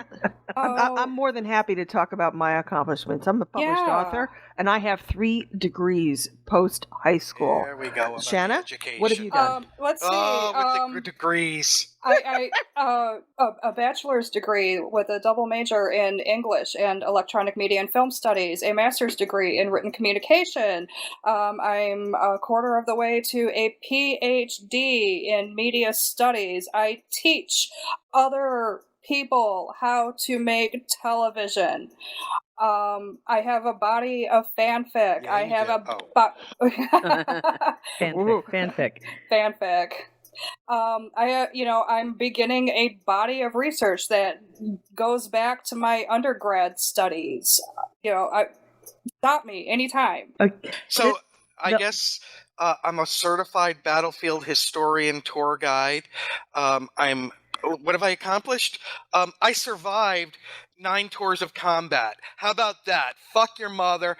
Let me come on your father's face, and then take your sister and violate her. Oh my gosh. Mike? I've produced Gates of Stovallcore, third or 2 episodes roughly into our third season, excuse me. We're launching Blood of the Near. That's been kind of on hiatus, but that's coming. I've been involved with Star Trek Starfinder. Again, these are all audio fiction. Gallifrey. Straight out of Gallifrey is a podcast, so maybe it's not quite the same thing, but yeah. You're still producing it, Mike. Yeah, producing you still do all that work on it. True. I have some fan fiction. I've been published a few places. Sciencefiction.com, for instance. StarTrek.com, even. You have an advanced degree, Mike, right? I've got 4 degrees, although none of them are beyond bachelor's. But everything from computer technology and networking to marketing and business administration. I have a computer repair business. That's how I make my day-to-day. And I'm disabled. I took one for the team. Alan? No, Alan's the godfather. That's all we need to say. We're not allowed to talk about his business. I have 2 degrees in performing arts, so I do have a good understanding of how this all works. And MFA, PFD. and I bankroll the trip to Vegas every year. That's right. Out of our own pockets, you Yes. deep nugget. We don't crowdfund our trip to Vegas as much as I'd like to. That is certain. What we do crowdfund, what we do raise money for is servers. Is to be able to put out the show every week. And trust me, I've been in enough of our boring staff meetings to know that Mike and Terry can produce every receipt. Yeah. That's where they look over and I'm doing my doodles like Al Jaffe. And how about you, Terry? Nice Mad Magazine reference there. Thank you. What qualifications do I have to do fan fiction? I'm a All right, fucking I'll be back. fan. I'm gonna go. Yeah. That's Did somebody ask you that? Well, that's kind of what the question was for him is, what did you produce, right? What did you produce? Like somehow and I'll touch on this real quick. I do write fan fiction. I've written at Astra, fanfiction.net. I started off at the Omega Sector at Trek Core, and then kind of bopped over to Trek BBS for a little bit, and then left them, and then kind of jumped over to Ad Astra. I've written multiple full-length fan fiction novels, and I love it. I love playing in that realm. I play Star Trek Online. Again, I'm a fan, and I did a lot of podcasting regarding the Foundry, which was the user created content, which, by the way, many of you may not even know fucking exists. There's a mod in Star Trek, or there's a section of Star Trek Online that allows players to actually create their own goddamn playable missions in Star Trek Online. And you know what's beautiful about it is you get to play in that realm, create a story that any other person in Star Trek Online can have their character play. And it's licensed. It becomes CBS's fucking property. It's a simple way to go. And I used to belong to a podcast with Hav and a couple of other wonderful people. that Well, right now, covered the Foundry and his the ears editor are and the burning tool that we mentioned him. allowed us to do that. And I miss Have. I miss Have. And we used to talk about that. So that's where my podcasting experience started. And then, but from that point on, I'm a fucking fan, and I don't need to have experience creating fan films. And I just want to read what I just posted in Facebook when there was a bunch of people, or I should say, there was an individual who tried to defend his involvement in the supposed Peters guidelines drafting. And I said, what really got me is that there's an appearance of elitism, in that there seems to be an idea that somehow any guidelines that come out of this would only cover films. There are thousands of people who write fan fiction, do audio dramas, create fan art. When is everyone going to clue into the fact that any guidelines that come out will affect the rest of us? Get it? See? Just because you're making films doesn't mean you'll be the only quote-unquote victims of any forthcoming guidelines. What Alec and team have done has ruined the sandbox for all creative fans. So open your minds and hear us. 20 to 30 fan film groups is nothing compared to the thousands of individuals who will now be affected by what fan film producers are faced with now. So if you're a fan film producer and you're like, well, what the fuck have you created? Go stuff it, because I can tell you we outweigh you. There's by numbers, by sheer force of numbers. The people who play in the Star Trek sandbox way outnumber you. And what you're doing now affects the rest of us. And trust me when we say we will not be happy if you're going out there saying that somehow you're the only ones that have a right to dictate how guidelines will be written. We're all saying, hey, look, pal, you're the ones who are fucking it up. You don't mess with us, because we handled it just fine without you for 50 fucking years. So go stuff it. I two thoughts. One, have Raha, who Terry was mentioning before, and I'm still catching my breath over what she said, have took a character he created in fan fiction through the Foundry. Yes, he did. And because Stowe is an officially licensed product, his character has become, and I hate to use I'm sorry, Dayton, canon. Because she became a character in the game. Because she had this weird popularity. Because she was... Poor Helena. I love Helena. Poor sexy Helena. But a fan created something just for fun, and so that is how things can work. And believe me, Hav was not creating her hoping that to make money or do anything. It was just something he created for fun. Because Terry had mentioned Foundry, I am a published Foundry author. Yes, you are. I have 2 missions that are spotlighted. One of them was one of the first 3 missions that Cryptic Studios identified as quality and decided to spotlight. And since then, I've had one other mission spotlighted. So, what have you been doing all this time, slacker? Sadly, I have not been in Foundry all that much since then, but I have kind of been busy with other things. So, but I just wanted to throw that out there. So I have my experience is not just in audio. Mm-hmm. I do have some other types of storytelling capability besides just straight up audio. I can create missions. I can do. I love Star Trek. That is. And you started this wonderful hashtag saying, for the love of Trek. What do you do for the love of Trek? In other words, all of us put together, all of us do something for the love of the IP and not because we expect any personal remuneration over it. And that's pretty much it. So if you think that playing in Star Trek's world is a way to make money, guess what? You're wrong. You're just not flat doing out it for wrong. the love of Trek. And even though he's not here, I'm going to speak for Steve. He has produced more anxiety and agita in me than probably anybody, because he's a loathsome human being.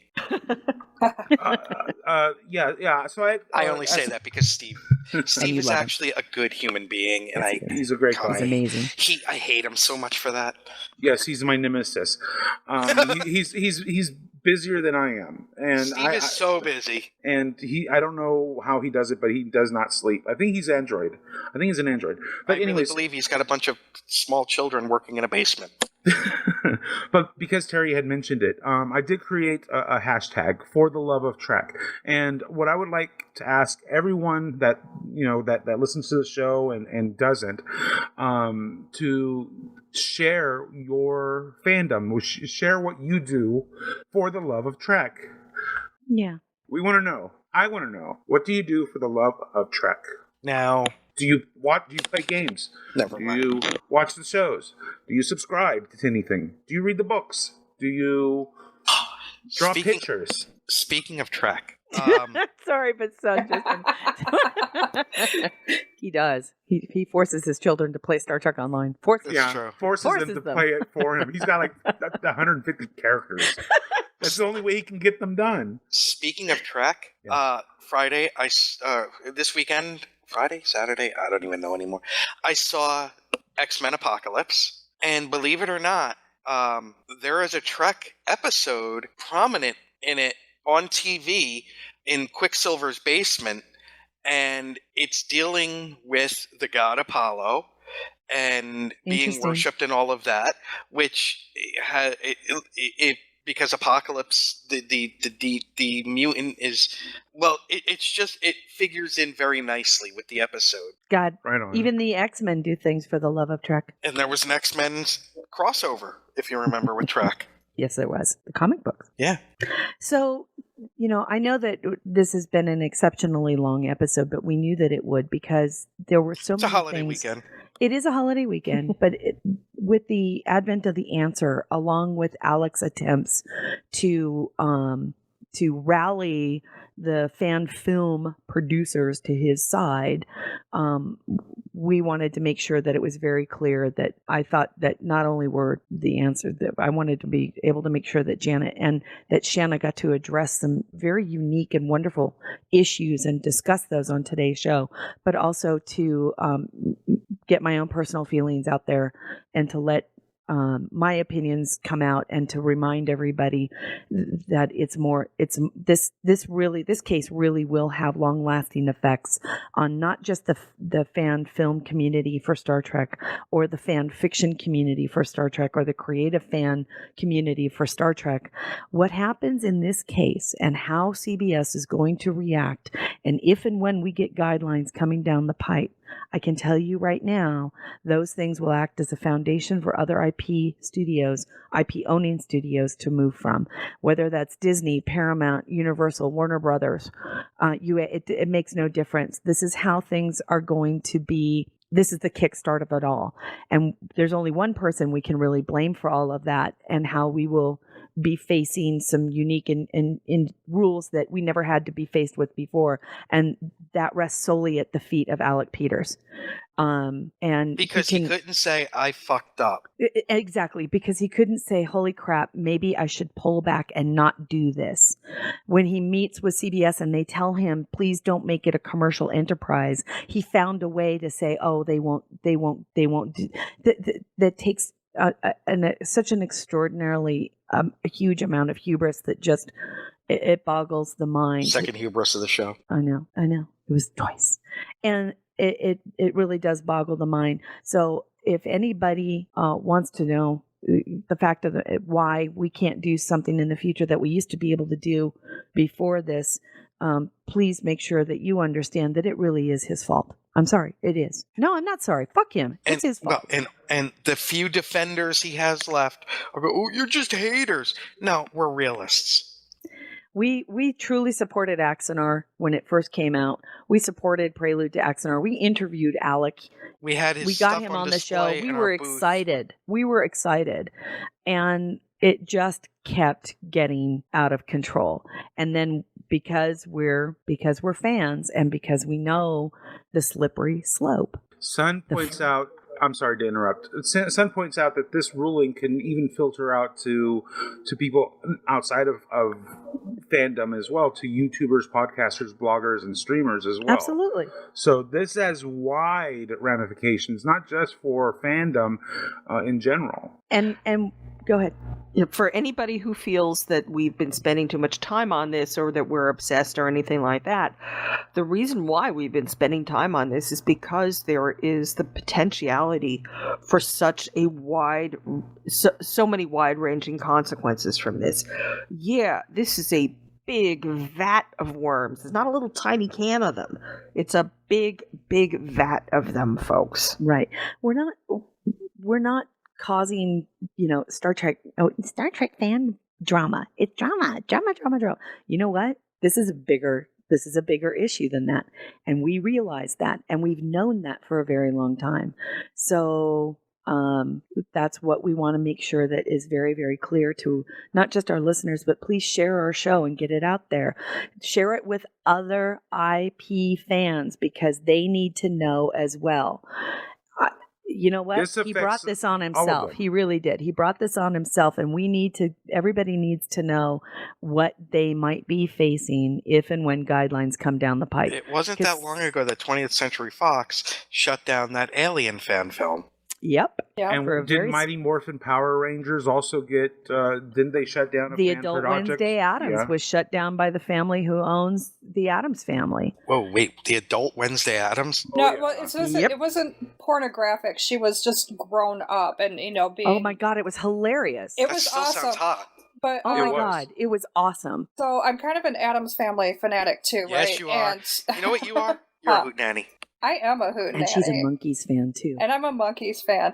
But so right on. Drive into Vegas. What was it, 2 years ago? The Monkees were appearing and I took that picture for you. Yeah, you did that just for me. Terry's like, "What are you doing?" I'm like, "Shanna." She's like, "Oh." That's all you needed to say. But, so Shanna, sorry.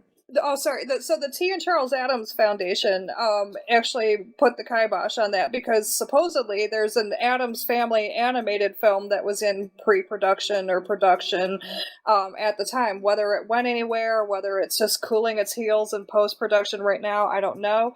But that's the reason for that. I think they probably would not have cared if they didn't have another property that they thought they were going to put into theatrical release. And it breaks my heart because it was such a great web series. It was so funny, and it was such and she was so brilliant. It was just one of those things that, I don't think she understood how big she was going to get when she started doing the projects. And she crowdfunded the web series, and I watched every single one of them as they came out, and they were funny and cutting and great, actually wonderful political commentary, especially on women's issues. And I was sad to see that she had to go. If I was in the Gossip Chicks, I'd really think something about her. She was also smart. She was also very, very smart. And that was when they told her, you stop doing what you're doing or we will pursue, she did what Alex should have done. Absolutely. Just like Alien. So, and in doing so, protected the fandom of Addams Family and protected herself, and yet protected her reputation and the reputation of the web series that she created. The Addams Family fandom, we're very disappointed. But you understand it. Mm-hmm. We understand, and we're not going on and on about like, oh, it was so much better than the original, or oh, whatever.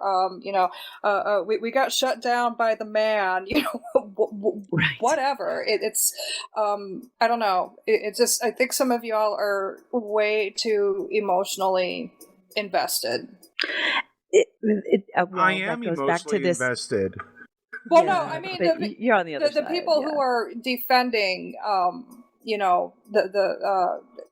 Alex, fight for our right to party or whatever the hell. Yeah. Well, Well, I am emotionally invested as well because you're fucking with my with something I love. Well, here's what I have never understood. Yes, it is different, but they're still fucking with my emotions. Stop. Right, but here's what I don't understand from a base level as a fan, not just of Star Trek, but if this were a Captain America fan film, I'm using air quotes, or a Babylon 5 fan film, or a Godfather fan film. I'm using air guitar. I'm using rock and roll air quotes. When something has never been made and the script has not even publicly been put out. How can anyone claim it's the best ever when nothing has been done on it? This is like me saying right now, Oh, I see where you're Black going. Panther's Marvel movie is the best Marvel movie ever made. The fucker doesn't come out until like next year or 2 years from now. So how can I make that claim? I can't. So that is why, if you're an Axitard, I mock you. Because you're claiming something is the greatest thing ever made when he hasn't done shit but tell you it's the greatest thing ever made. You know what? I'm the greatest light ever. And to respond to the emotional investment too, and I totally get what you're saying, that they're playing with your feelings too. But I think those of us sitting around this imaginary table right now, we define ourselves by what we do within the fandom, whereas I think some of this tension is coming from those who define themselves by what they consume. And that might even be a future blog post where I'll elaborate on that a little bit. Oh, I'd love to read it. Wait a minute, say that again?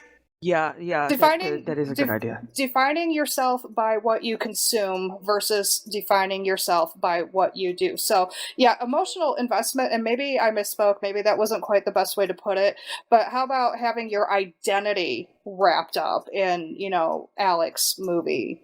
Recognize that the people who consume the internet, who use social media, by the way, the number of lurkers and just sort of folks who observe is a lot larger than the folks who are creative personalities. So yeah, this is one of the reasons why there is a support system behind this. One other thing I do want to throw out here, as we keep talking about the statements of it's the greatest stuff ever when it hasn't come out yet.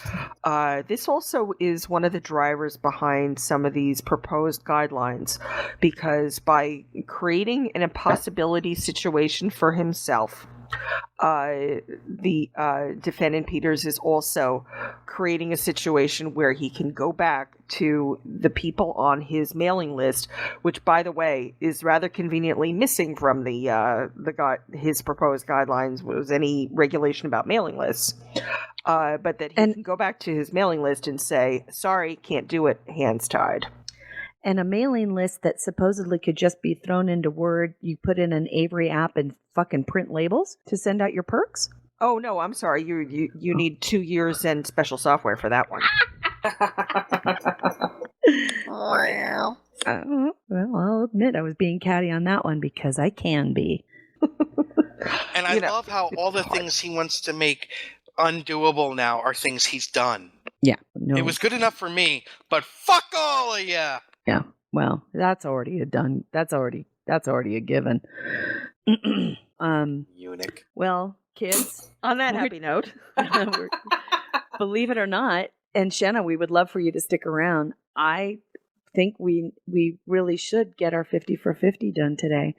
Yeah, if you don't mind. Sweet. What's your favorite episode? GNT shows 50 for 50. Today we're going to move forward. We're going to talk about our 50 for 50. This is a poll that was taken by our listeners to rank the top 50 Star Trek episodes of the 5 live action series that are out there.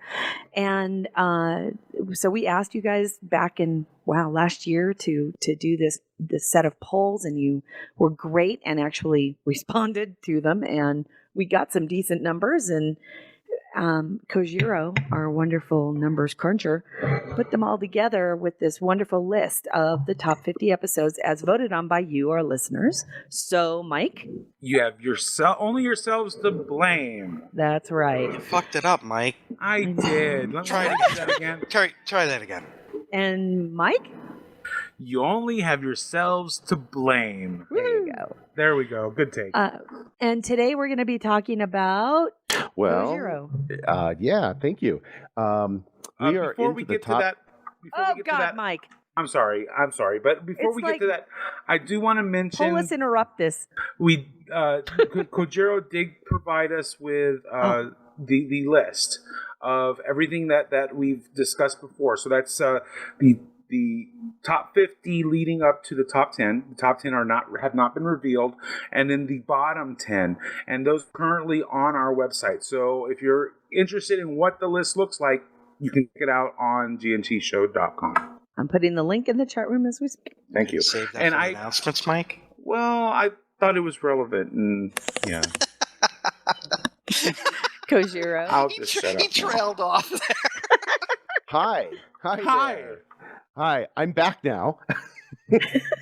Yes, we did all the things Hey, that before everybody Alan just said begins- that Oh, took away from my God. intro. Just keep going. And yes, we're in the top 10 now. So the first one we're going to talk about, number 10, is a TNG episode, season 7, episode 25, All Good Things. Woot. Woot woot. Well, So, yeah, let's talk Yes. about All Good Things. First off, a quick plot synopsis. It starts with Captain Picard appearing very confused, bringing forward to everybody that he feels like he's been jumping back and forth in time. And basically, to kind of skip ahead, because there's a lot of things that go on to kind of keep the mystery going, basically what we find out is that Picard is jumping between 3 different time periods in his life, specifically the current present, then in the past, when he first took command of the Enterprise at Farpoint, and then this point in the future where he is retired and is basically recovering from basically an illness that he has that affects his cognitive abilities. And in these 3 timelines, there is a focus, which is there's this anomaly out in what would be the Romulan. Is it the Romulan or the Klingon? I guess it must be the Romulan neutral zone. It was the Romulan neutral zone, correct? Right. And so he's trying to figure it all out. Well, in between, he has interactions with Q, where he goes back to the trial scene from the pilot episode, and you get the feeling he's still. We're seeing a conclusion of the trial, basically, and he's being tested with whatever this mystery is to see if he can figure it out or whatever, and. Eventually, what he does, they do realize that he has actually caused the anomaly by what they've done at all 3 points in time, and it's running in reverse. And what's happening is the anomaly is getting bigger the farther back in time you go, and then it gets to the point where it actually affected the evolution of humanity, and therefore this anomaly will eliminate humanity from ever existing. And so what can they do to fix it? And then they fix the problem and everything comes back. And then we have a final scene with Q where he says the trial never ends, but he actually gives Picard credit for figuring it out. That was the episode that was supposed to be the end of the penultimate episode of TNG. So now that I've given you a quick synopsis, let's hear your comments on it. I'll start. Well, I think first and foremost, there's the general idea out there is that this was probably one of the very first series finales that actually really rang true to a lot of the fans. It was and is still rated amongst the top of series finales for any television show, not just Star Trek. I thought it was kind of funny. I loved it because it took a whole bunch of things that we got from the very first episode at Farpoint when we met Q and kind of tied things up on that level of understanding that the trial never really ends, and that the entire series wasn't necessarily the shower scene from the Dallas, that it all really did happen, but that there was always somebody else watching what was going on with you, and that was Q. And I love that idea of it. Not the least of which is, how can you go wrong with a fucking poker scene at the end? You can't go wrong with that. The time travel aspect, I think a lot of people probably started rolling their eyes at it, going, "Oh, it's a time travel episode." Well, it is and it isn't, because even when he goes back to the past, his interactions are not the true timeline, because things are happening there that are not part of the memory that everybody else has. Because he even brings up things like, well, do you remember when we first, when I first took command that we went to red alert and blah blah blah, and everyone's like, no, not really, so it's not even really a true time travel. So you have to say, did this all just occur as a Q-induced scenario, not dissimilar to like what happens in Tapestry or what happens in the Robin Hood episode, that kind of stuff. Or is this a symptom of the syndrome that he has, the disease? Did any of this actually happen? Is this a symptom of the disorder that's affecting his mind? Yeah, that was also another thing too, is what if this is all just part of that disease that, was scary kind of. Right. I almost kind of saw it, like I was saying, is it was a Q-induced situation again for him, for his education. Almost. Yeah, it very well could have. Yeah. Agreed. What's nice about the episode is it is a nice bookend, because the series starts with the trial and it ends with the trial. So we do have that nice front and back part of it there. It also, I have to say personally, go ahead. I was going to say, it also gives us a nice contrast of where they began, where they are at the end of the series, and then a potential glimpse at where they will be 30 years out, which, Data being at Cambridge, Crusher being a captain of her own ship, Picard, kind of retiring and creating, working on Chateau Picard.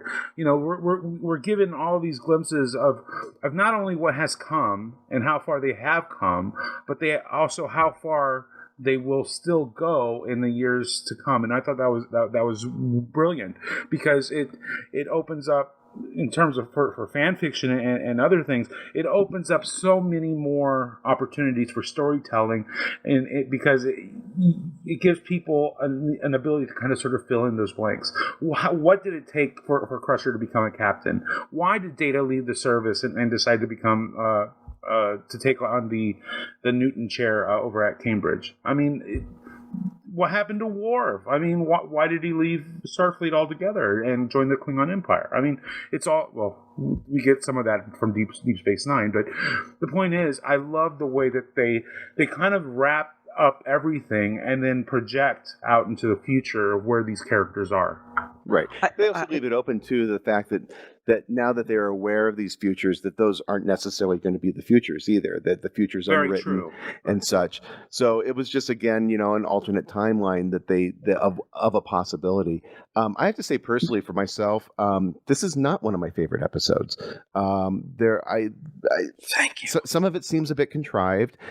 Some of it seems to be, okay, this is our final episode, so we're going to do the love letter to the fans. So we're going to actually, pander to some of that stuff, like the whole idea that Picard and Crusher get married, and but they get divorced. I know, but it still seemed a bit pandery to the people who ship them, and I don't know. And then there's other elements about that too that just kind of seemed like, okay, this is going to be our last episode, so I guess we'll go ahead and just please the fans. You know what, though? Yeah. As a shipper, pander to me, please, because too often we get ignored. We're kind of the trash of the fandom. Give us a bone, damn it. Well, I'm not saying that it's necessarily an evil or bad thing to do. It's just that for me personally, that doesn't elevate this episode to canonization. I love that. I like that everybody changed, and I'll tell you that this finale, this series finale, it also makes me even more pissed off about These Are the Voyages, because this is how they can write a finale. Okay, but yeah, I'll never let go of that. But it feels comparable to me to the ending of MASH, because in both of those, it's that every character transforms in some fashion. That's where I see that it's comparable, that the characters all change, and agreed that it's a possibility that this is sort of an alternate timeline, so maybe the changes aren't perfect and maybe they don't stick, but at least it allows for the opportunity that there's an alteration there, that people progress as time goes on. And that's also, again, why I'm pissed off about TATV, because nobody seems to have really gone anywhere. It's and that's painful because if characters are to be realistic, then of course, as time goes on, we're going to change. Of course. Thank you, Alan. You're welcome. I feel this episode is vastly overrated. Terry, it started for me when I first saw it with, and it put a thing in my throat. Another time travel episode. That right away just stuck in my craw. Second, we all know that I would prefer Dr. Pulaski to Dr. Crusher. But I personally, do not see Beverly Crusher giving up practicing medicine to be a captain. I just don't see it. That's me. To me, that's not who she is. She's a doctor. She's. You know how Spock always said he never wanted to be captain? That's how I see Beverly. I see her wanting to be doing medicine, not in command of a ship. I think those future uniforms are so hideous that they distracted me so much that I just find them foul in every sense of the word. They make the first season uniforms look good. It to me, it was overly complex. They could have done it. I don't mind. I like the idea of bookending it with Q with the trial. It was just there was just one timeline too many. You know what I mean? Right. It was what too many? One timeline. Oh, okay. Huh. And that closing Which one would you have gotten rid of? With the closing scene with the poker game. Yeah. To me, that was schmaltz. It was schmaltz. And I don't know. They were writing and actually producing Generations at the same time. They could have found a better way to link those as a bridge. Sure. I see what you're saying. And this is why I put all good. I put the DS9 finale above this one. I think that one wrapped up the series a whole lot more. Yes, but here's the thing: is that there was a reason why DS9 needed to be wrapped up, and that was because there were no movies. That's fine, but I still think that's a shame. I would have loved to see them, but DS9 movies. But okay. You know what's funny is talking about the pandering to the fans and the shippers and everything in this episode. There was one talk about pandering to the fans and shippers. Oh my God, who didn't end up with a partner in DS9? How terrible. But what I was going to say is there was he wound up with no one. What's that? He wound up with Kira at the end. Yeah. Oh, yeah. That's winding up with someone. Stop it. All right. What I was going to say is that there's one in there that actually made me roll my eyes and go, oh, come on. And it's actually kind of subtle, but it's when Geordi goes to meet Picard in the vineyard. Oh. And he's asked about yes. and his he wife. asked about his wife, and he mentions the name Leah. Oh, yes. Yeah. Which is the one woman that we kind of see Geordi involved with during But which is she's Leah married. He Brahms. stalked her on through the holodeck, and then ended up and marrying I go, her. That's really? kind of creepy. Is he Totally really married her, creepy. or is she being stored in his basement? She's in a well in the basement. Yeah, maybe it's just a Puts a lotion holographic on the family. skin, you know? Oh no. No, it puts the Isolinear chip in the basket. It does this when it's told. But seriously, when that one was mentioned, I was like, come on, really? But no one's disagreeing with me about the uniforms. They're hideous. I like the uniform. I like the uniforms. Look at them. And so that is my default. It is. Oh, I they're love them. I think they're foul nice. human beings. That's my go-to uniform for my Federation captains. Ugh. David Mosley in the chat room says that Geordi totally killed her husband and kept her. You know what it is? Her husband is in a chair, mummified, and Geordi dresses up like him. And you know what? Somebody's gonna go and write that fanfic. I guarantee you. God, this is like a zombie plot bunny. I love fanfickers. I love them so hard. Oh my God, that's awesome. Cool. Oh, should we go on to the number 9 episode? I'd love it. I Thank you, study son. for the number 9. Number 9 on our countdown is TNG Season 3, Episode 15, Yesterday's Enterprise. Oh. Yeah. Bum, bum, bum. Even I didn't do my homework. What? you didn't. Oh, that's No. okay. Well, you know Mike, the like, I you was don't only have planning- this one memorized? I was only planning for all good things. Well, you should Come hurry on, and, Mike. and run and well, don't Hold forget on, you can hold buy on. a Mike, book I'm going to regarding give the you making credit of that once yesterday's we start Enterprise. talking about it, it'll all snap back in and you can talk about it. Oh, I'm sure. Yeah. I'll was gonna have say, some please. conspiracy Please. theory by the end of it. And I'll Don't be- even start. I'm and I'll be still reeling sued from by- that insanity that you came up with. You know what? I've been getting some compliments. I think I hit it on the And head. there's also people that support Alex, so let's not talk about Some people want to see it in Stowe. So Oh God. Oh my God, Shanna, I love you so hard. So great. So I'm totally retweeting. I'm totally retweeting this. Hold on. What'd she say? She just tweeted, possibly overheard on Sunday G&T. It puts the Isolinear chip in the basket.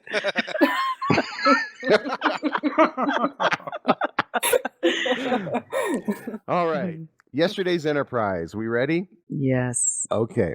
Quick synopsis. As we know, we see the Enterprise comes along to an anomaly in space, and as they're investigating it, Worf detects a ship coming out of it, and all of a sudden, everything changes from our viewpoint. But you come to realize that from the viewpoint of the characters, nothing has changed. We're seeing suddenly a new timeline that they're not aware of, and in this new timeline, the ship comes out of the anomaly, and it's discovered that it is the Enterprise C from 22 years earlier, and it's badly damaged. Hello? Hello? Oh, we lost him. I think we lost both of them, did we? uh-oh. Jordy's in love with Terry now. Oh my gosh. All right, it's a badly damaged Enterprise C, and Okay. then Welcome There- back. there we he lost. is. Great. Welcome back. That was weird. Boost the gain. Boost the gain. Okay. You know, Alan, Have we you got tried lost. For reversing some reason, you polarity and I of both snapped something? out. I'm sorry, what? For some reason, they lost both our transmissions for a moment. Yeah. The last thing we heard was Enterprise C. Okay. Should I start over? No, we can keep going on. Enterprise I'm C so arrives lost as to badly what I'm damaged. supposed to do next. Yeah. Okay, so it's the Enterprise C, and it's badly damaged, and they investigate it, and they're survivors, but they also realize that this is a ship from the past because this Enterprise C was supposedly lost 22 years earlier. So Picard tells them to be careful, don't say anything about it, but basically... Stop it. we keep losing them. Did it just happen again? Stop it. I think It's the Klingons. I think it's because we're pushing 3 hours. We're kind of like testing the limits of during 24 hours of G&T, we would restart the stream every 2 hours. I said it was Check every one, hour. check Wasn't two. it every hour? Should we There you just are, you're back, you're table back. this to next week? No. However, what I will do just before we start is I'm going to stop the recording and start it again. 298? 239. 239. Thank you. I would call this one 239A, Terry. Naming conventions are fun. And I think we're good there. I got out of the streaming, put back on there. Hopefully we David All Mosley right. says it's Alec hacking into our feed. streaming. I think we're okay. We don't need to back out of TeamSpeak, do we? Let's try not to. Okay. Let's just try to go ahead and proceed. And Alan, are you there? I am. Should I just start the yesterday's Enterprise segment over? No. No, just pick up. We're good. Okay. I honestly don't know where we cut off, so Enterprise C comes back. I'm just going to start the plot synopsis over again. Again, basically what we have here, and hold on just a second. I got to get back to where I was. There we go. I had to go back to continuous transmission.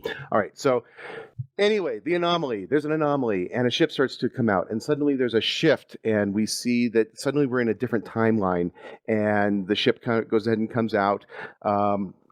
And they realize it's the Enterprise C from 22 years earlier. So they check for survivors. They go on board. They find out.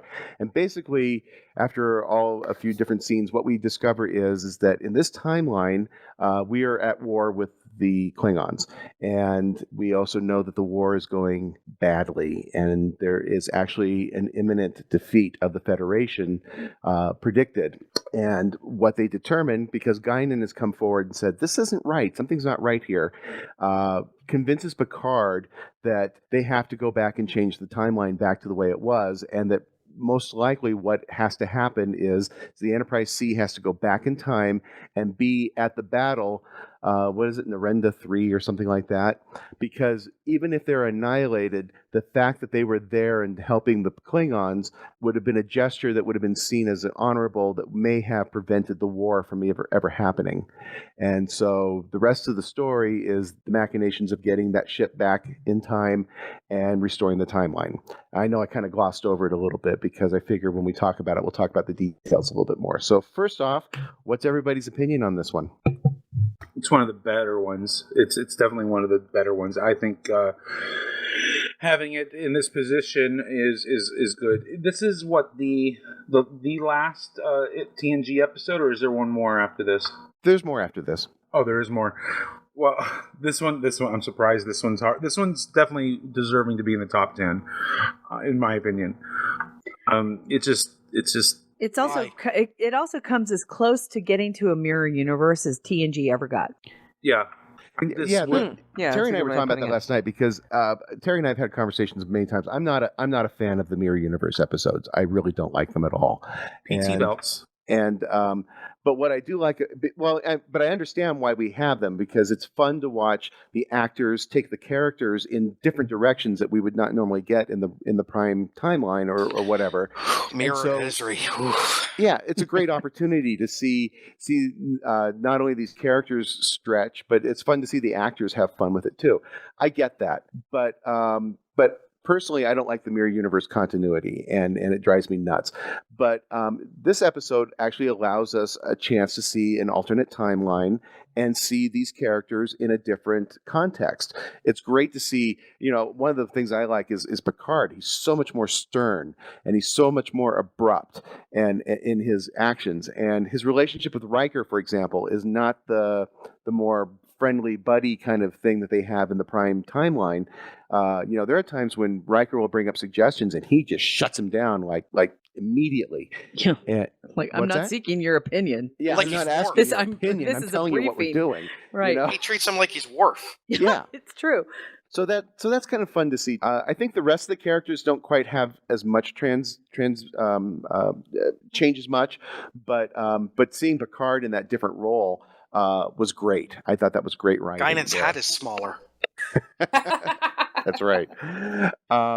You don't want that big of a target on your head in the middle of a war. Come on. That's right. Someone explain to me the PT belt, because it looks like a total how funny, marketing tool. Alan said the same thing last night. It looks like a total, hey, this is something. It's like the IDIC emblem, something we can sell. It had no business being there. What are you talking about? I'm sorry? The PT belt. Oh, yeah. It's funny is when I first saw we were watching the episode yesterday, and I saw them all with these silver, harnesses and things on. I go, God, that just doesn't look like that would be really what the uniform would be like at this point. After 20 years of war, they're still wearing these silver banded belts, and it just it was cheap. It was contrived. It really did look like something that they thought, we can sell these. You know what I mean? Well, I thought they just did it so they could say, oh, look, we're at war, so now we're carrying firearms, See, I'm not sure what a PT belt is, but it is... Mike, a PT belt is a reflective belt that we have... Well, I can't say that anymore. That you wear with the uniform so that when you're doing physical training, when you're running, you can be seen, because most PT is done at 6 in the morning, 5:30 in the morning. So it's reflective so that people can see you when you're running. It's a safety thing. Which does not sound very useful in a war. But but don't think Sergeant Major didn't make us wear it inside the fob. Well, I'm wondering, are these actually PT belts, or are they more they look like them, rudimentary, or some variant of crap? In DS9, Melora had the exo armor. Yeah. Okay, could this be like some variant of that, where it's giving them enhanced capabilities? Maybe a shield or No. perhaps No, it was just for look. And if you look at what Sun Okay. put in the chat room with the Delta symbols, tell me that's not sticking into your stomach when you sit down. It's true. Right. Not very practical. Yeah, they were not practical at all. Heck, even when I was working for the police department, there was actually a section of our shoulder patches that had a little bit of white thread in them. And we used to call them targets. We actually put on that, there was actually that idea that, at night, if we didn't really want to be seen, they were like a little reflective thing. And it became like a point of contention for all of us going, you do realize that these things fucking glow in the dark. It would be really nice not to give a criminal a target at which to shoot. So they ended up having to change the patches to be a Another less accomplishment reflective of thread. Terry's was she was a police officer. What? No, I wasn't. I was a police assistant and a Whatever. jailer. Did you carry a gun? No. Did you get to abuse victims? However, I did get access to the shotgun. I carried the key to the shotgun. That was always really fun. She carried a badge, though. The shotgun I did is her have a nickname badge. for Alan. But it So, wasn't like go the ahead. Untouchables. It wasn't like you carry a badge, you carry a gun. No. I had other officers for that. She had kind of thing. handcuffs, though. And I if the did have handcuffs Yeah, are, she did. if the I handcuffs are fuzzy, be suspicious. They're not fuzzy. How would you know that, Shanae? Sinead. All right, back to the subject. Back to the episode. So another Everyone great gets thing. pumped on this one because Tasha was in it. Yeah, I was just going to say, what's great about this was the opportunity to bring Tasha back in this timeline. And then, of course, this also is the springboard for episodes to come because With Sela. she goes back in time and does affect the timeline in a way that will affect them in the future because she is the mother of Sela. Yep. which has huge ramifications for Stowe and elsewhere. I think for this episode, there's two things. One is a uniform issue. Another one, the movie, the TOS movie uniforms that they wear. Stop with the not having a dicky or something under there. It looks so bad with just the bare neck. But that's just me. I always hated that it looks like some kind of porn shoot. But anyway, for as little screen time as she gets, love Captain Garrett. I love her. Yeah, that was a great character. And very Captain well Garrett done. is someone who has inspired a lot of fan fiction and also a novel, if I'm correct. At least I believe one. so. I loved it because it was the first time that we got to see a female captain of the Enterprise. She's balls out, awesome, brave. She's laying in bed, barely conscious, and still like, what are you doing? Give me an update to her XO, her now XO. Yep. And he snaps to it. Yeah. And she acts just like every other captain does, right? She totally hates doctors. But those relationships are so well presented in the episode too. Just like you said, she's in command, even in her being injured, and yeah, Castillo, he steps up big time. Yeah, because he was the helmsman. Yeah, he's like the last surviving bridge officer, and then even when Garrett is killed, he takes command without question. She runs a tight. You could tell that if there was a series with her, she runs a tight ship. Yep. But she's also she's also not. But I don't want to say this because it sounds horrible. But she's not Jellicoe. She has some warmth to her that you see come across. Yes, I Look at agree. Shanae in the chat room. Tasha was important to me. I love it. I love it. Let me just say this. Well, keep going. Well, So- it's funny. Oh, go ahead. Oh, go ahead. No, you. I was just going to say there were some elements to the episode now that we've seen it again, and of course we've seen it several times. That it's those little bits and pieces that are kind of That like you get irritants. pickier about as you get older. Yeah, the nitpicky stuff. We both said it at the same time. Irritated the shit out of me on this, and here's the reason why. There's a shocking statement. So they get an order from Picard. Don't talk about what time you were from, where we are, what's going on. And the first thing she says to Garrett is, "Oh my God, her injuries are terrible. We got to get her back to the Enterprise." And you almost feel like Riker's like, just sitting there, really? like going, like, "Shut up." Crusher blows it again. She blew it again. Here's the other thing. She goes, here's Garrett. Oh, I don't detect any other signs of life here on the bridge. All But the other Castillo's bridge crew, buried all the under other bridge bulkhead crew over are there dead. because they find him. So what good is Crusher if she can't even detect the second life sign on the bridge when she's 10 feet away? In fairness to her tricorder was only set to awesome. Ah, okay. She was only set to pick out captains who might be alive. I get it. It was only set for women because Crusher is a sexist. Oh, there you go. Speaking of Crushers, Wesley looked damn good in this episode. Yes, he Yes, did. he did. That's true. Will Wheaton looked great in this episode. Yes, he did. And his character was cool, too. Yeah. It wasn't like, he was an ensign who was doing what he was, and he looked like a competent helmsman. Yeah. Absolutely. But it was nice to see Wesley in the uniform. Yes. Yeah. Now, some things about this. Guinan, very important to this episode. Yes. I like any episode where Guinan's important for the simple fact that I just love Guinan. I think there's plenty about Whoopi Goldberg that I could rail about, but this is not the place because Guinan was fucking awesome. Anytime Guinan spoke, giving advice or calling to the bridge or whatever, it was always an important. There was never a wasted Guinan scene. Nope. I It was- really can't when think Guinan of, spoke, you knew something heavy was going on. yeah, and I really can't think of a wasted Guinan scene in any episode she was in. Now, of course, this episode has one of the great flubs in Star Trek editing. Do tell.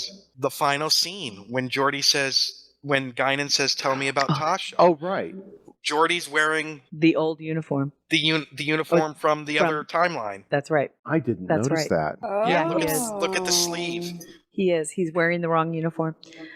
You know what my problem with that though is, and again, this is a little bit of a continuity thing, is at the very beginning of the episode we have Guinan with Worf in the in 10 Forward, and it's the prune juice scene, and then the anomaly shows up. Worf sees it, and then there's a call for all officers to station. So Worf goes up there, and then they have the anomaly, and this is only a matter of minutes because even though the episode takes, there's a lot of time going by, when the anomaly is repaired, it's like nothing ever happened. It's the same moment.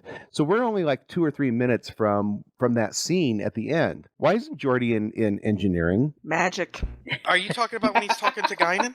At the very end, she goes to him and says, "Tell me about Tasha That's Yar." later on. That's later on. But you don't get that impression the way it's cut because Oh, she I just always called did. up. No, she just calls up to the bridge and says, "Is everything okay?" And And he says they all yes, look and at then each other she and go, sits "Yeah, down, everything's and fine." Geordi's there. And then they hang up, and then it's Guinan, and then she walks over to Geordi, who's there. So See, I would make the argument- it's, on the it's cradle. right. It's immediate. I would make the argument that that's how the timeline changed. Oh, there you go. Because now that Tasha has been alive and that Sela exists, that Worf was never there, that it was always LaForge. But they were all called to station when the anomaly appeared, so he should have been in engineering. Well, how do you know that he wasn't in 10 Forward already somewhere else? Because they got called to station. Wouldn't he be called to engineering In the old in an timeline. emergency? But that timeline never happened. The anomaly was there. They still recognize that there was an anomaly because Worf says, "Oh, I thought I saw something, but it's gone." And they say, "Okay, let's leave a probe behind to investigate it, and we're going to move on to somewhere else." So the Geordi was anomaly still slacking. occurred. So Geordi they was never slacking. got called to station. But they did No, because Worf Worf went up to did. the bridge because he saw the anomaly for a second. That was in the I old think it's a timeline. lot of assumption. I just But feel This is like where magic we Geordi need was to out of change the place. uniforms, people. temporal mechanics. Geordi was out of place, and I think you just confirmed it because of the uniform. So Geordi somehow slipped from the alternate There are timeline. now There's now two Geordies. there are now Oh two Jesus, Geordis. poor Leah. One of whom married Leah. Leah's What? been tag The teamed by alternate. dual Oh my Geordis. God! It's the alternate Geordie. And now Michael That gets is- his conspiracy theory That on. is that. It's the Oh my alternate. God. Yes, it's Leah's the getting alternate Eiffel Towered by Geordie two that ends Geordies. up getting Leah in the well in his basement. There. You didn't I'm just a go there, Nick, motherfucker. did you? I did. I just went there. Oh my God. Don't just Oh my stare God. at it. All right, Alan, you have to talk about what it was that set us both off at the beginning of this of our rewatch. Oh, can I just say one thing? Romulans, very important in this episode. We never see them. Once again, Romulans bent over. That's because they were 22 years in the past. What? Right. In the context of the episode, they aren't Narendra there. They're 3 22 happened years 22 I years earlier. don't care. Romulans, once again, bent over. Yes. Okay, Terry, remind was me, 'cause Rick I don't remember Flair, what it wasn't was. she? that The irritated read me. of the line. Oh yeah. There's a. I have to say, there's a bad reading of a line. A Denise really Crosby bad reads the read. line terribly, because okay, so we've switched timelines, and the ship comes out, and they asked, what's going on, and she goes, "Oh wait, it has a Federation signature. It is and this is the way she reads it: NCC 1701C." Okay, so she puts the emphasis on the C. I'm sorry. Once they said 1701, wouldn't everybody gone like, what? She should have been shitting a brick at 1701. Not Exactly. Not 1701. C? It should have been NCC. like, dude, there's another 17. You know what? she should have done is gone 1701? 1701C? Right. Or it should have been like 1701? Like, oh my God, that's our registry. C? And then yeah, C. and then a big question mark with the C. Yeah, it could have been Exactly. like 2 moments of that. Right. But the way she read Exactly. it, 117 NCC, what the fuck? Yeah. Yeah, exactly.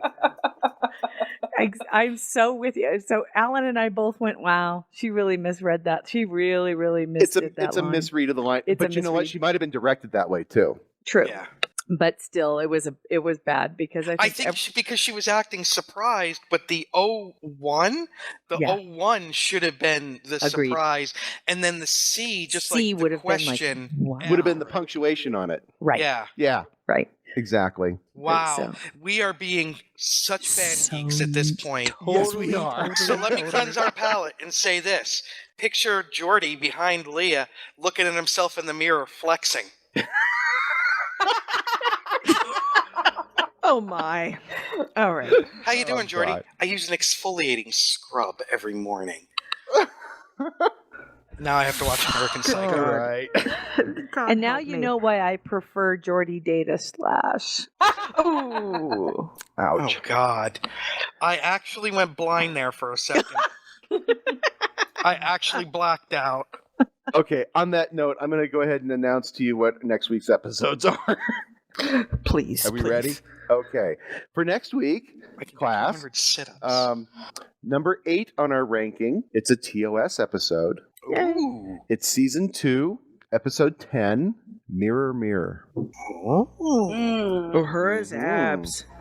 And then number 7. on Terry the says, countdown- but yeah, you know what? Uhura did rock some serious 8-pack. Yeah, she did. Oh, yeah. Oh, yeah. There's As no a doubt young there's great man, things that's about the first episode. time I said, ooh, Uhura, I think I would. Then our number 7 episode is a DS9 episode. It Of is course. season 7, episode 25, What You Leave Behind. Do you know what it does for my heart that came in higher? I Then all good know. things. You don't think it Yep. kept, I had to keep my mouth fucking shut through that, just so you know. Oh, I'm not kidding. Oh my God, I feel Repeat like it that one more DJ time, during please. Live 8. It is I have tears. I'm so happy. DS9, season 7, episode 25, What You Leave Behind. It is the final episode of DS9. We are going to go round and round on this one again. All right. Okay. That's your assignment for next week. Mike, Yes. did you get them both? I have noted both. They have been duly noted. And Business card Sunsail was wants us to owned remind with everybody raised that the new glaze- episode of Star Trek Continues is out, Son of a bitch. which is Come Not Between the Dragons. Yeah, we didn't get to any of the news, so No. Well, we'll get to whatever news is coming out. By the way, additional people were announced at the con. The good news is Scott Bakula will be there. Yeehaw. Yeah, Mhm. excited about that. Any word on Dina Meyer? Not yet. Maybe I they'll know. carpool. What else? Oh, Creation? Can you Phil- please invite Dinatra? Really? You have had such secondary characters, people that never even had a line.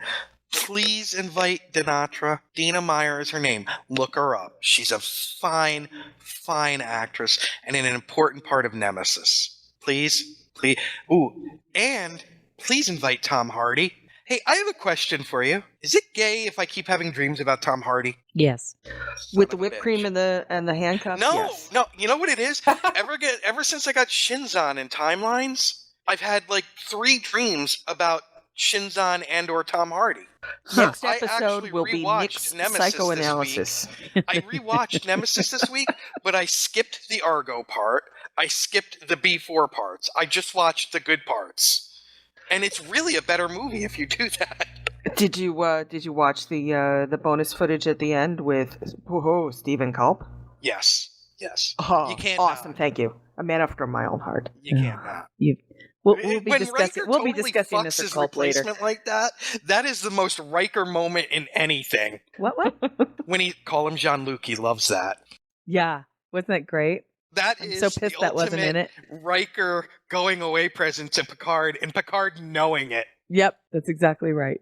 And also announced at the Star Trek convention is John Billingsley, Dr. Phlox Awesome. himself. I hope he can make it this year. I hope so, Although too. I'm never unhappy when he can't make it because he's working, because He he's gets working. He's working. He's He getting a lot of works. really good He roles. definitely Yeah. Billingsley works. is great. Billingsley, for people that haven't met him, and Terry knows this because they have, and I'm very fortunate because of Farpoint, he and his wife are the 2 coolest people. Truly. Oh yeah, Amazing. John and Bonnie are the 6 hours Kelly Medding and I spent drinking with them. Yep, same here. And Terry and Alan were there when we walked by him in the hallway, and he called me out for not saying hello. Yep, he did. And then I told him, I said, yeah, don't forgive him. Yeah, I know. Shut up. You know where Mike was at that point? He was on his little scooter running old ladies over. I wasn't there.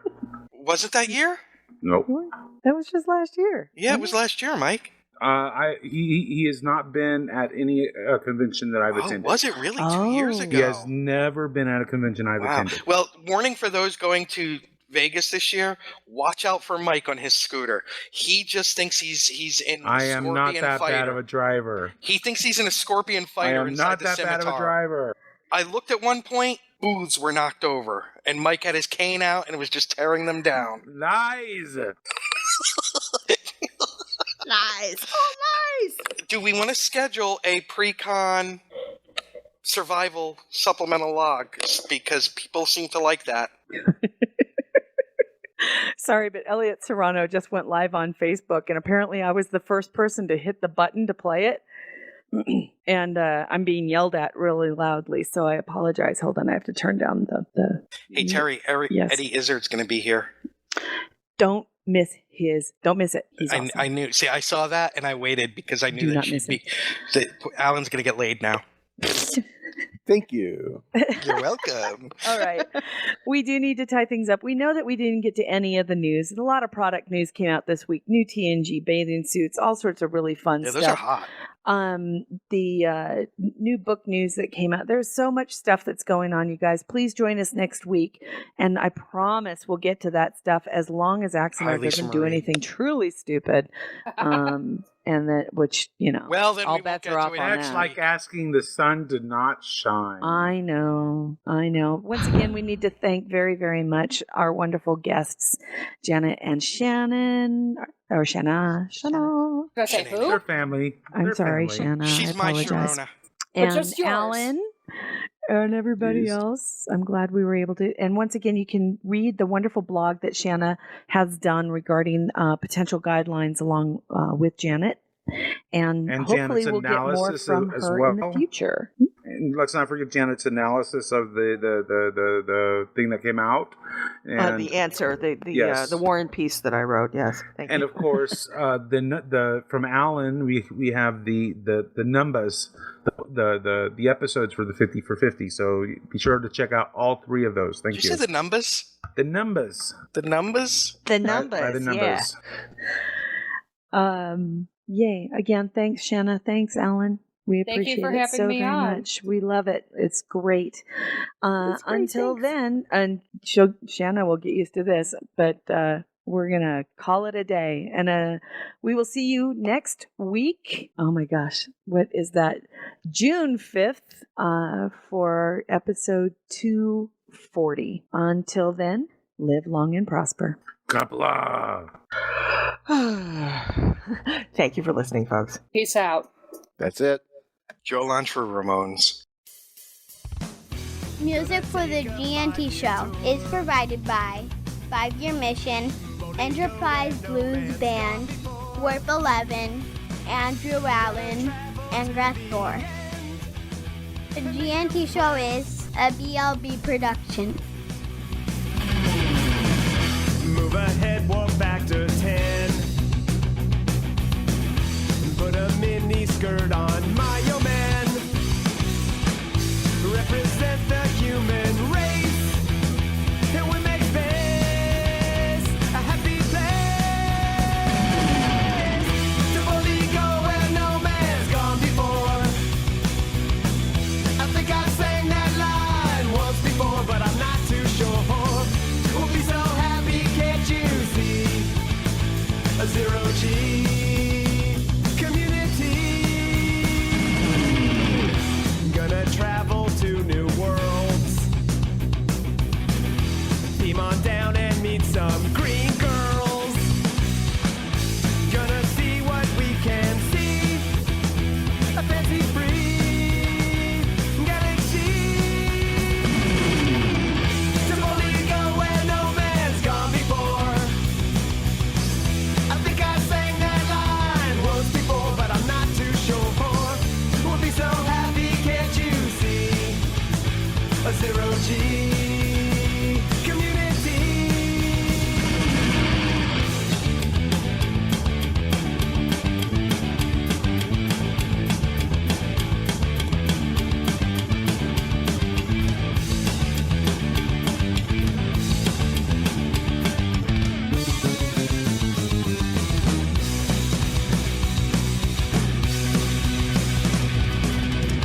Come and take a tour with me. There'll be no cons or Kobe.